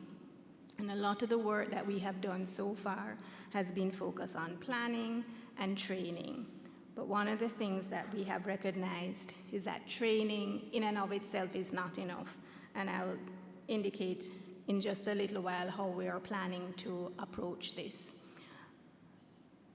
Another of the challenges that we face is, of course, funding. So we went and did our planning and found out that in order to do what we want to do, it's going to take about $650,000 US for a 3-year startup, and then $65,000 US thereafter for our operations. And then we just weren't able to raise that money. And that was very frustrating and challenging for us. And we have to realize, come up with ways to address. We have a beautiful product that people can enjoy, but we have to have a very strategic approach in trying to address that. So the little bird in our logo, JCDT's logo, is the Jamaican toady. It's one of the 31 endemic species that are found in Jamaica and nowhere else in the world. It's a small but very distinctive green and red bird. And the board chose it because they said, you know, this bird is little but tallow. And that is one of the things I think about Jamaica and Jamaicans. We're pretty resilient, and we had to take a hard look at ourselves. And I think this is one of the things that JSIF has been doing with the community-based organizations. Sometimes you have to reach ourselves. You know, I told you that we developed this plan, and it says we need $650,000 to implement the plan. Well, we don't have that. What are we going to do? In a lot of our communities, they say to us, in order to carry out this venture, we need a big community center, you know, and it must be built out of concrete, and it must have tables and chairs and all kind of things. And we say to them, but you know, the reality is that most of the people who are going to come here don't want to sit in a concrete building because they already do that in Kingston or New York or Toronto or wherever they're coming from. They want something more open air. They want something with a thatch roof, something very simple, something rustic. So start where you are and build from there.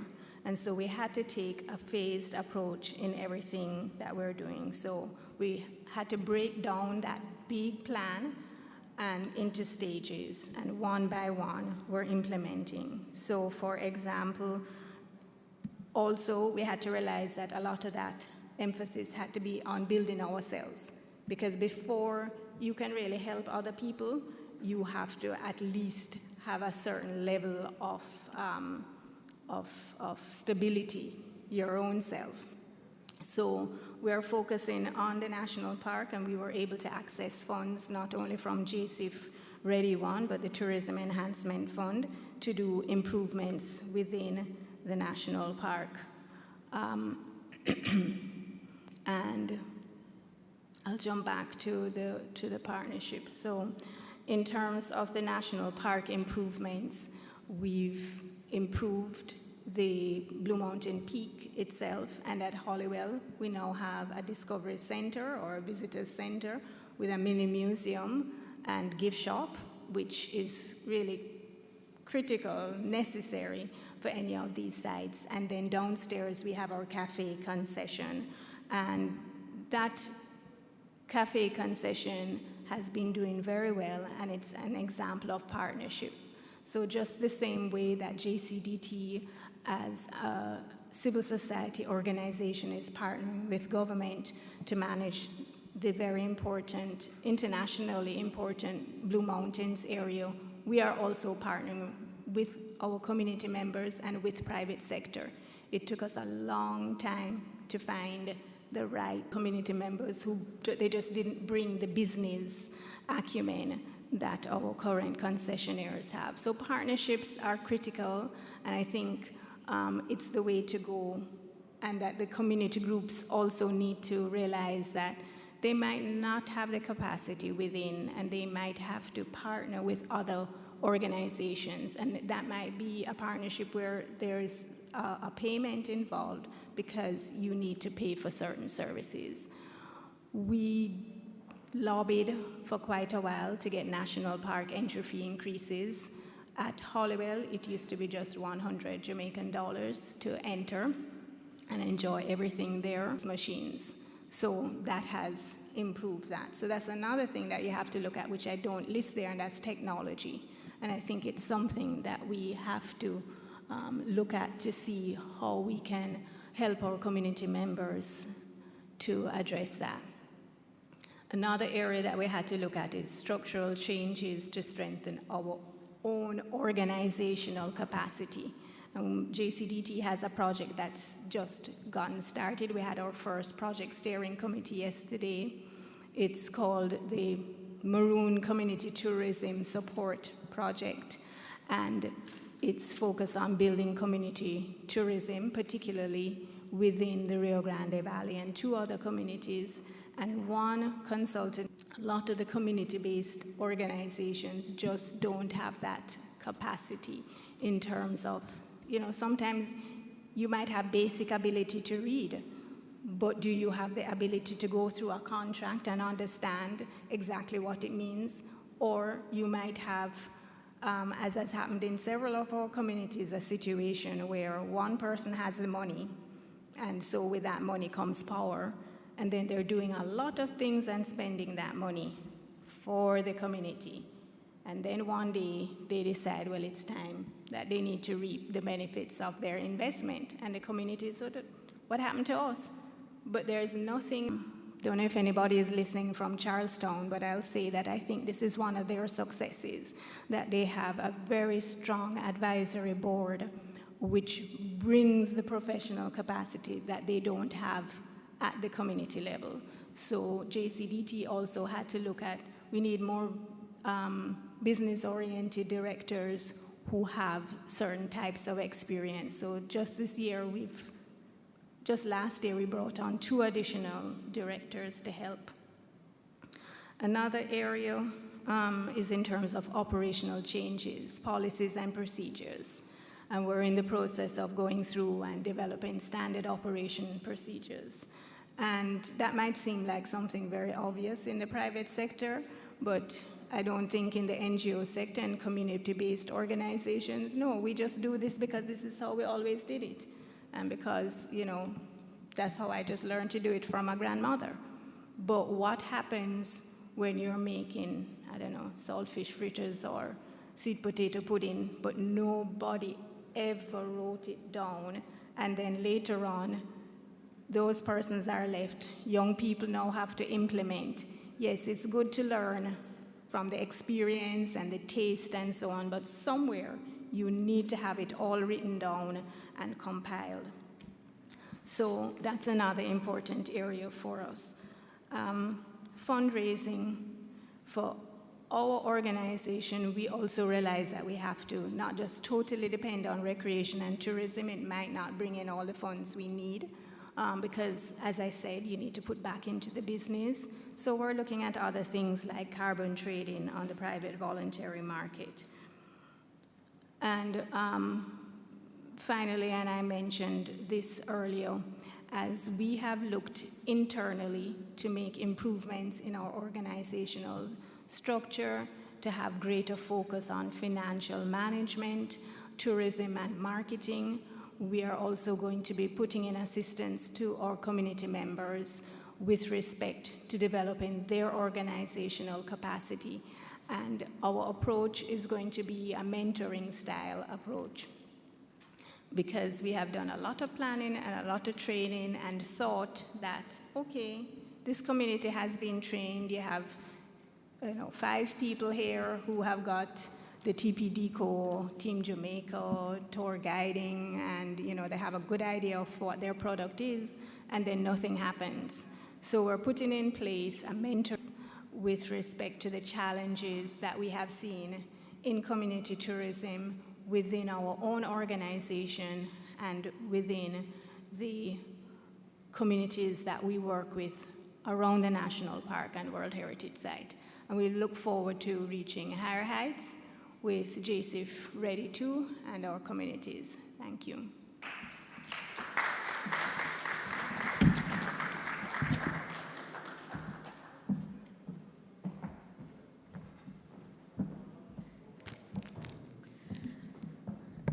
Thank you very much, Dr. Tuakan.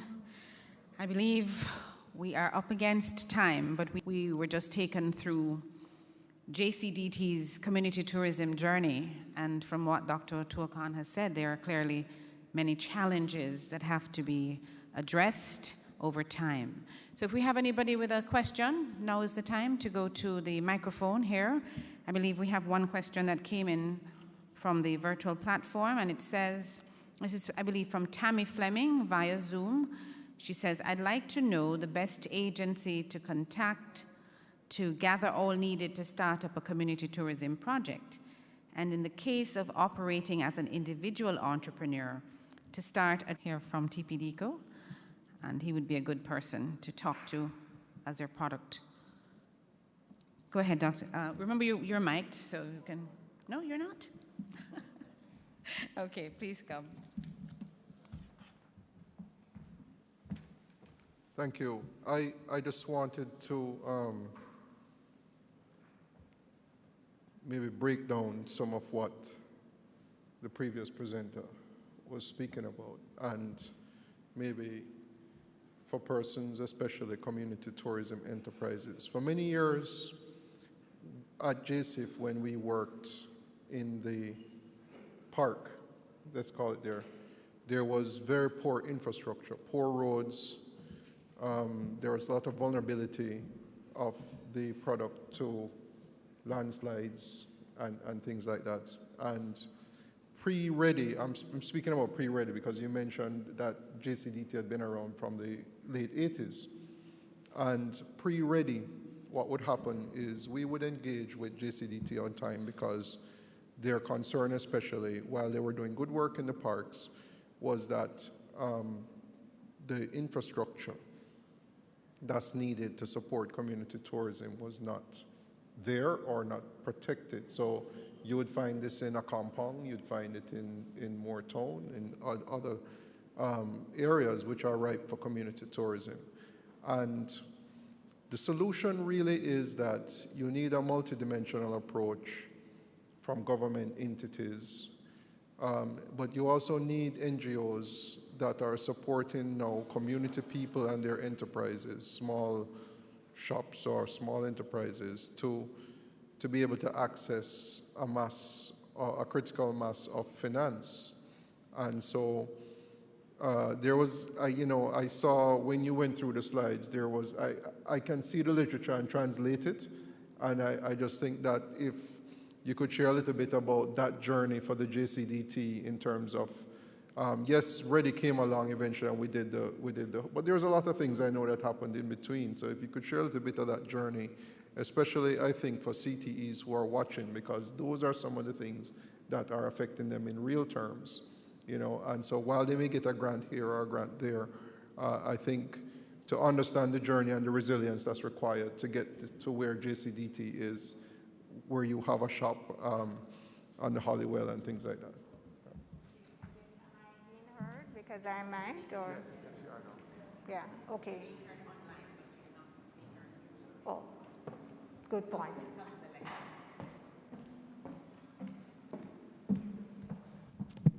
Right. So, wow. I think, and that's why I said little but tallow.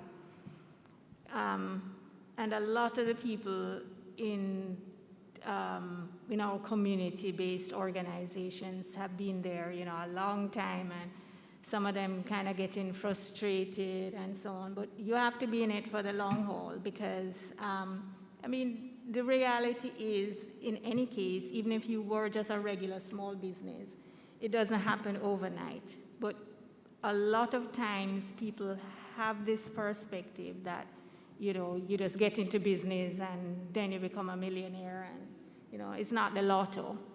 And even with lotto, you have to buy many, many, many tickets before you eventually might get that mother lode. So you have to have stick-to-itivity and not give up. And one of the things where we talk about partnership is to go to the various meetings, because I think also a lot of times people, shy away from various gatherings, they don't want to hear any long speeches and so on, but it's at workshops like this where you can get to meet this person or that person from another organization who might be able to assist you. I think, and why I lauded the approach of our policymakers with respect to community tourism and seeing how NGOs like a JCDT can work with the community-based organizations. One of the reasons I think for some of the successes, we were on the trail to the other side and nobody was spending any time on the hayfield side. And we said to them, but you must have something to show.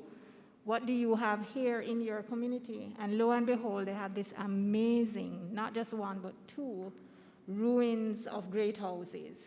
And when I say ruins, I don't mean a few stones on the ground. The structures are still there. One at Ladies Field, and I forget the other name.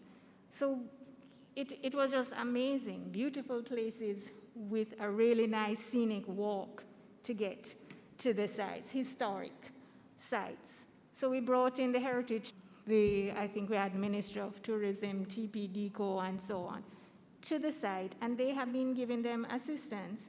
And through that, they've met other people. They take one person, and that person is so wowed that, you know, they go back home and are able to call somebody who is able to assist. And in small ways, as I say, the phased approach. So with that Hayfield experience, they got assistance from TPDCO, they've gotten assistance from the Heritage Trust in terms of, okay, you want to cut down some trees so that people can see the structure that is there, but you have to be careful. This is the way that you do it. So providing, you know, the methodological approach to what you're doing. And then they had visitors who have assisted in bringing in volunteers. They've got another group, I think it's the St. Thomas Heritage Development Foundation, that they've gotten assistance with signage. So it's little by little, and it's these partnerships and the people that you meet along the way and working together with them that will help you achieve. So it's a long haul, but it's worthwhile because these are the benefits that will remain within the communities. Thank you. Thank you very much, Dr. Otuakan. And from your own experiences, it is obvious that stick-to-itiveness or stick-to-ivity is something that has to be learned to go this journey. I have someone at the microphone, and I have a couple of other questions. So let me hear from you. Good morning. Good afternoon, sir. Good afternoon, everybody. This is more of a suggestion. Great information here. I think what I'm getting here is real good product coming from all the presenters. What I am observing is there might be a gap. With all of this product, you have different entity that you make reference to that I'm very much aware. May I just ask the organization that you're representing? That can help, like TPDCO, you name them. However, I am of the view that a lot more help can come from the community if you make some effort to actually invite entities, individuals from the community who could have bridged that gap in terms of helping great ideas. You're from which community, sir? Similar to what? Are you hearing me? That's all right. I'm just asking which. Put them in a position where they could help others, similar to what DBJ did with their voucher program, where they invite entity to help individual to develop their product. Master know where yam grow. So all the feasibility study that you can ever conduct, the best person to tell you where sweet yam or yellow yam grow is Master, because him do it over the years. And as the community relate to Master easier, that come to this country, go begging, go back. JSIF is doing a great job now in making sure that the community gets it. I was about to respond to say that earlier on when we were listening to Judy Kawaki, you heard her talk about the collaborative approach that had been used by JSIF in terms of consultations. And I remember those consultations taking place across the island. So I'm not sure if you're asking for something that is perhaps a lot deeper. Yes, that's exactly what I'm referring to. Whereas, as I said, there are several raw talent out there that is not being enhanced. Okay. And thank you for your comment. I'm sure notes are being taken, and thank you. Good to hear from you all the way from Westmoreland to share with us this afternoon. I have a question here for Mrs. Karawaki, and it says, as a person interested in developing my community for the tourism market, how can I assess if the community is ready? R-E-A-D-Y. But of course, you could be ready with ready. Ready too in this instance. So, Mrs. Kawaki, are you online and able to respond to this one? As a person who is interested in developing my community for the tourism market, how can I assess if the community is ready? And while we wait to see if we can get a response from Mrs. Kawaki, I want to ask our executive director, perhaps this is a good one for you, what primary lessons have been learned from REDI 1, which will be taken into this new dispensation of REDI 2? What would you say are some of those primary lessons that have been learned in that dispensation, which are definitely applicable to this new dispensation? Are you able to take that one, or you want to defer to your chairman? Okay.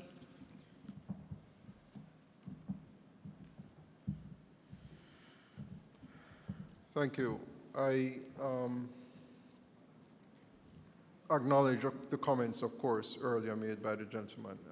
We had learned a lot of the lessons in REDI 1 about the development of the enterprises. I made a few points in my remarks that building a strong, robust foundation and a framework that will enable practitioners to come on board in a way that will sustain themselves. Now, perhaps, though, one of the greatest lessons we've learned is that Jamaica is a beautiful island. Jamaica has a lot of opportunities, and there are many people out there who think that their enterprise is, can earn and can gain, and that's fine.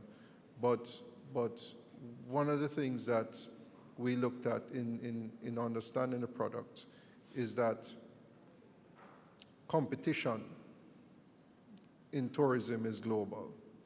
And so there is an expectation that comes not only from our international visitors, but also even from our domestic tourists. Everyone is exposed on social media now, everyone travels.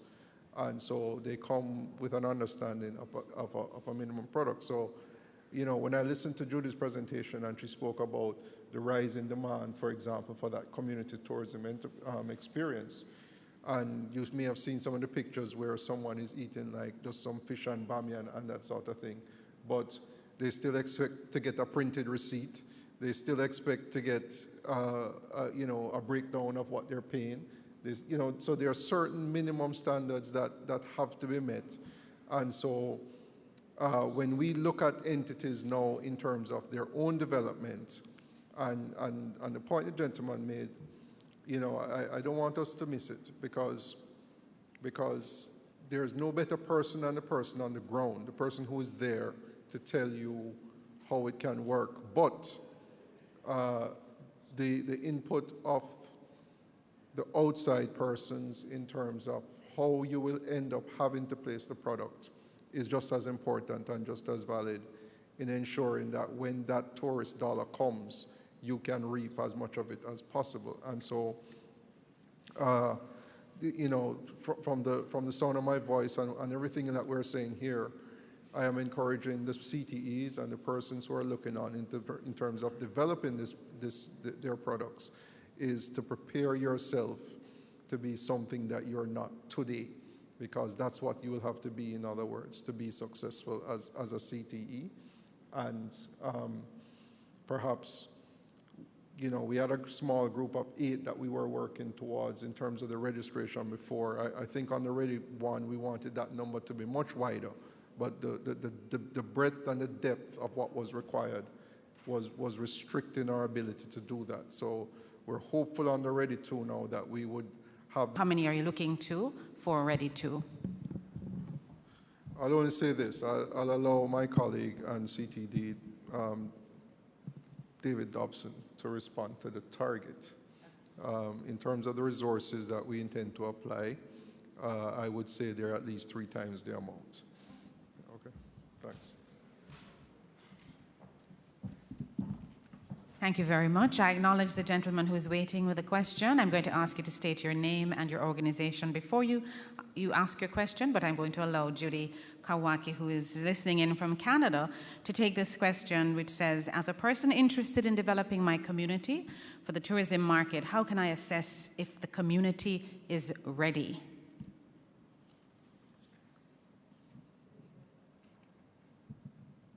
Go ahead, Judy.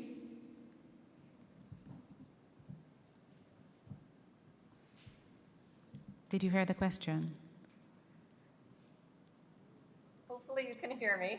Yes, we can hear you. Are you able to hear me? Yes, we're hearing you now. Did you hear the question? Yes. Okay, so you can hear me now. Okay, great. So actually, there are a couple of tools. Okay, great. Glad to hear that. There are a couple of tools that are available for that purpose. They were. Hear me now. Okay, great. Great. So actually, there are a couple of tools. Okay, great. Glad to hear that. There are a couple of tools that are available for that purpose. They were developed by Compete Caribbean and the Caribbean Tourism Organization. And Jamaica was very involved in developing them. We consulted with JSIF and TPD Co, as well as several community enterprises. Rastafari Indigenous Village was included in that. But what was developed was a community tourism readiness diagnostic tool, as well as a community tourism inventory. So the diagnostic tool really is looking at various aspects of community readiness, governance, and leadership, which is very important, community participation, infrastructure, and also tourism assets, as well as product development and marketing. I think, as I recall, there were 38 different dimensions. And so there's a template that's set up that you can go through with your community, and you can rate yourself on whether you meet that criteria fully, partially, or not at all. And at the end of it, you get a score, and you can see areas where you're strong and weak. And so that can really help to determine whether you have something that you can build on, or if there are interventions that need to be taken in order to prepare the community for readiness. The tourism inventory tool is very useful because you can look at everything that's in your community, both community tourism based as well as more mainstream tourism assets. And the other thing that's different in this inventory, which you don't normally see in a community tourism inventory, is that we also inventory the local specialists. So, you know, the person that makes the best ackee and fish, or the best lobster pies, or the local person who is a local historian, or the best tour guide, or the best boat person, etc. These tools are available on the Compete Caribbean website. They've been shared with Jamaica as well. And I have in the chat repeated this information and given you the link for doing that. But I think these are extremely useful tools, really, really helpful. And now we're using them in other parts of the world. We put a lot of work into them. Certainly they could be improved because we've only started to test them, but they were used as part of JSIF's and TPDGO's applications to Compete Caribbean to get further assistance for community tourism. I hope that answers the question. Okay. The other thing, of course, is the toolkit, which I mentioned, the Jamaica toolkit, and then there is also a larger regional one that is in many ways similar to Jamaica, but is more on a regional basis and is... Or even the toolkit that is available. In fact, I believe I have copies of the toolkit here with me today, and that is quite comprehensive and gives a lot of information and will guide you to assessing whether your community is ready.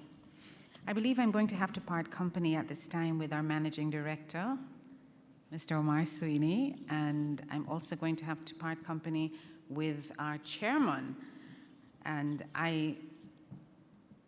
please feel free if you have to slip out to do so, but I would like to have the other questions answered as we wrap up for this morning. And I want to ask you to just go ahead, sir. Yes, good afternoon. My name is Omar Ryan from the St. Thomas in the East Tourism Cluster. Yes. And I have 3 questions here. First one is to Dr. Susanna Tukon. What are the specific areas in which the JCDT have done community outreach, and what kind of impact has this outreach has on the communities themselves and the ability of the JCDT to carry out its mandate? And second question, I think my namesake, Mr. Omar Sweeney, or the chairman can speak to this. Are there any plans to have tax holidays for local developers of community tourist products? Because based on my research, it's been really persons who are foreign investors who really get this tax holiday when they invest in our tourism product. And secondly, it is said, research has shown that at least 70% of every dollar goes back to the metropole or the country from which the investor is from. Mr. Dobson, just 1 second. Question 1 was for Dr. Tuakan. Yes. Question 2 is for Dr. See, I'm giving you a doctor. Mr. Dobson will take that question to allow Mr. Sweeney to... So go ahead and ask your final question, and we'll see who will take that one. Go ahead. Yes, because this one is really open. It is shown that at least 70% of every dollar goes back to the metropole country from which investors are from in the traditional sun, sand, and sea tourism product.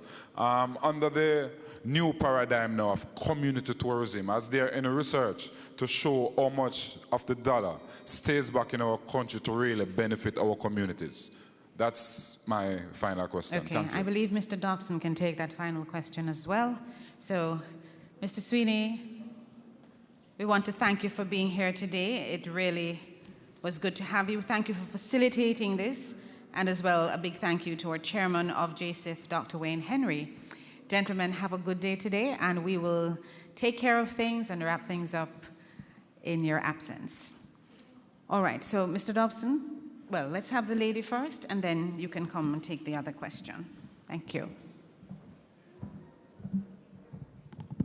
Okay, so I think the question was to do with the number of communities or which communities. I'm not sure I'm going to be able to exactly say, but just in terms of an estimate, we focus on 2 kilometers from the national park boundary, which gives us about 50 communities and a little over 41,000 persons in those communities, according to Statin's 2011 estimates, surveys. And, but that's really more than we could really handle. So we took a strategic decision to focus first on those communities that are closest to Hollywell, so that's like Woodford, Cascade, Irish Town, and then in the Blue Mountain Peak Trail area, Penline, Castle, Hagley Gap, Minto, those communities. And then in the Rio Grande Valley, because those are a lot of maroon communities, we have like the Millbank, Moortown, Ginger House, Windsor. But then I mentioned one St. Thomas community, which is Hayfield, and also Castle Hill, that's adjacent, basically, and that's because they're on the other side of the Kuna Kuna Pass Trail. So we actually don't have a lot of St. Thomas communities, but we think, as I think Mr. Sweeney had said with REDI 1, sometimes it is better to go deep and strong and really build those community groups that you're working with before moving on, so that you can have maybe not quantity, but quality. But certainly we have seen with those communities that we have been working with, there's increased awareness and knowledge, and what they need now is the assistance to facilitate them implementing, because whilst, for example, training is important, we're beginning to see more and more that people really need that help to take them from the training through the implementation. And I hope that answers your question, at least somewhat, and we can always perhaps talk after. The first one I recall is the one that asked about tax holidays. I'm not sure about the terminology that you use, but let me correct what I believe is a misnomer to many, that only large tourism organizations benefit from incentives. That's not quite so. The challenge is every single tourism entity can obtain tax incentives, but that entity has to meet the criteria to qualify. The criteria includes having a Jamaica Tourist Board license. And that's the big one of items that there is some kind of reprieve through customs. But as I said, the company has to be legally registered and licensed with the Jamaica Tourist Board, hence the reason why many are not able to qualify. Notwithstanding, there are opportunities for small entities to benefit. JSIF is doing a fabulous job, if you ask me, and that's what REDI 1 and 2 is about. I also recall that the Ministry of Tourism established a loan fund with the National Small Business Association. We have a 5x5x5, we call it, which means you get up to, what's it, $5 million? 5%. At 5% over 5 years.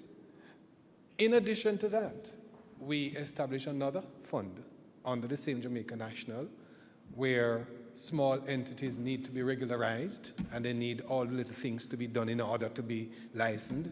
And that fund is there, and I don't think there was, if we had one pickup, we didn't have more than that one. And I think the main problem is that persons find it difficult to come up with the collateral required. So there are efforts made to facilitate, but it is still challenging. Right? Your other question, what was the other question? Oh, the retention of right. Well, if you have that figure, about 70%, it suggests that it's 30 that is retained, eh? It suggests. And yes, there are external sources that quotes it at 30%, and I know that Minister has often spoken and referred to that 30%. But it is, in fact, one of the objectives of the ministry to continue to see if Jamaica can retain more of the foreign exchange. And as we say, it is one of the things that we believe that can be achieved through community tourism.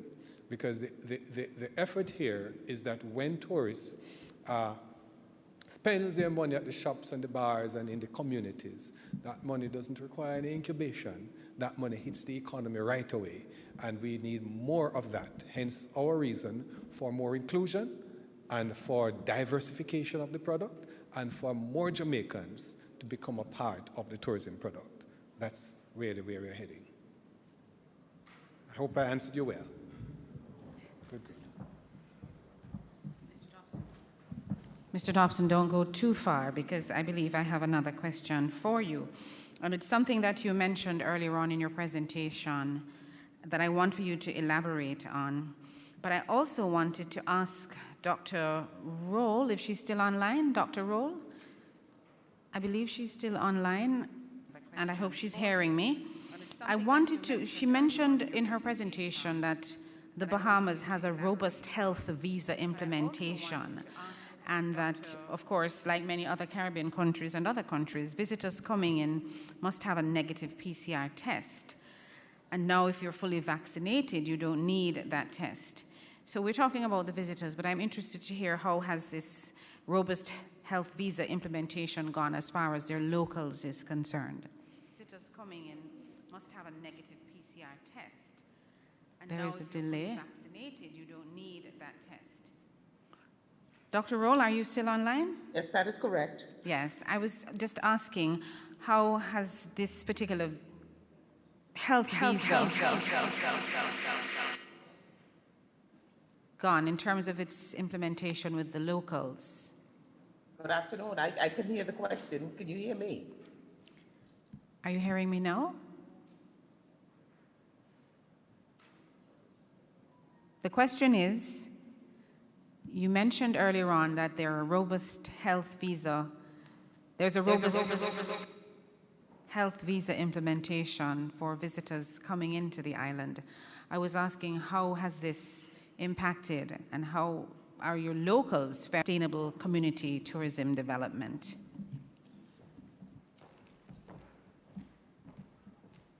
Thank you very much.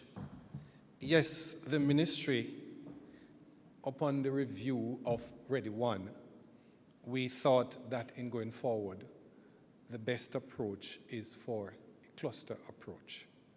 The cluster approach, as we explained it, is one where the focus is not only on individual community tourism enterprises, but the individual community tourism enterprises seek to establish partnerships within the community, as Michael Porter's model, supporting and related industries can be created. And we need to have some common thread in the community. The culture and all of that have to be together. We do not encourage in a cluster that we have a number of enterprises springing up, competing against each other. What we are really hoping we can achieve is a high level of complementarity, where everyone has a piece of the pie and they all are working together to support each other. But the common interest of protecting the environment and preserving the heritage and the culture of the community, those are key. But for too long, we have had too many CTEs that have been established within a community, and enough work has not been done to establish partnerships and to spread the fun, let me call it that way, around, because you'll be surprised to know that if you have a community coalescing around one common good, the results can only be better. And that's the effort we are making. And as a matter of fact, in the ministry, we have been doing a lot of discussion, a lot of work, and it is our interest that when we establish these clusters now, we want to have a good profile of your community. We want to be able to say that this community, the unemployment rate is X, the things that people do for a livelihood is X, yes? The products that are available are so and so and what have you. And that it is not JSIF or the ministry who is coming in to tell you what to do. The product that you have is authentic from your community. And as a result, we can say that after JSIF has spent some money and engaged you, and when we look 3 years' time, we can say since that engagement, the community usually have an unemployment rate of X%, but now it has moved to Y%. We can also say that the number of visitors that used to come to that community used to be X, but with that intervention, it is now Y. So that's the concept we're trying to work on, and we are encouraging all community enterprises exist within our community, and so we are saying, spread your wings, establish partnerships, and let us work together.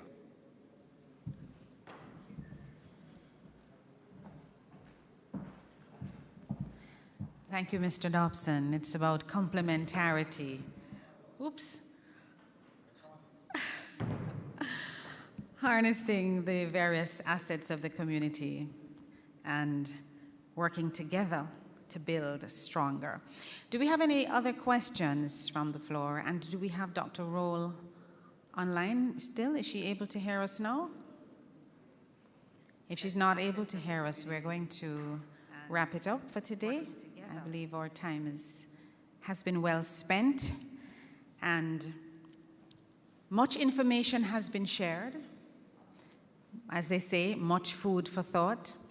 For those 8 entities that would have been taken to that market-ready place and who have been getting on with their businesses, part of, I'm sure, JSIF's objective is to see how they can be strengthened and they can be sustainable And when you look around 5 years down the road, they are still operating. They're able to continue to create jobs, to build capacity of persons in the communities, and they are able to grow and to build together stronger.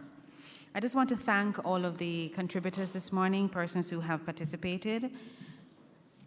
Dr. Wayne Henry, Chairman of JSIF, Mr. Omar Sweeney, Managing Director of JSIF, Mr. David Dobson, our Chief Technical Director in the Ministry of Tourism, and of course to our persons who participated from overseas. We are really very grateful for your contribution. Mrs. Judy Karawaki, International Sustainable Tourism Consultant in Canada, spoke to us a little bit on understanding community tourism and looking at JSIF's journey in community tourism. Dr. Bridget Roll from the Bahamas, sorry we're not able to get the response from you. We're having a little technical issue here. But she spoke to us about the COVID-19 recovery potential opportunities in community tourism within the Caribbean. And of course, within the context of what she calls domestic tourism, we were able to get an insight in a number of things at the Bahamas that they are doing there, whether it is leveraging the uniqueness of their family islands or exploring the lucrative Airbnb market, which has helped them quite a bit, the development of their port, and the robust health visa implementation that I really wanted to get a little bit more of information on. And of course, a case study, as it were, from the JCDT, looking at their community tourism journey. That journey continues for them as they continue to build capacity and to try to fill the gaps. And you heard the challenges and you heard their strategic solutions that they are proposing. And of course, we just know that that has to grow because that is such a precious space to Jamaica that we have to give it all our support and to watch it grow. Of course, please feel free to contact the Tourism Product Development Company Limited, which I said earlier on has a community tourism department, and they have officers, business development officers who are ready and able to assist. And of course, for those persons who are beneficiaries for the REDI 2 program, I know they will be holding your hands and taking you along this journey.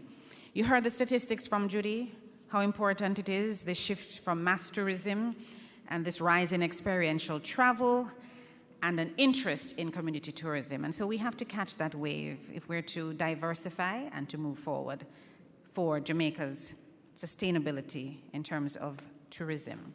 So thank you, especially to the persons who are here in the room and those who joined us online. It would not have been the same without you. And we wish for you a good day. Please stay safe, continue to adhere to the protocols that have been established for COVID-19. And walk good, and good duppy follow you. God bless you.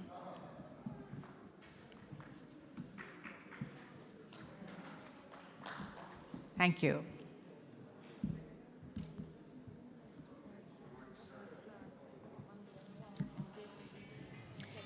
And just before we leave, Mr. Music, please take that down. Before we go to lunch, ladies and gentlemen, it is remiss of me to not invite Miss Kavoy Clark, who has a little song, a little something to sweeten you, yes, before you go to lunch. And let's put our hands together and make her welcome, please. Kavoy Clark. Make him welcome.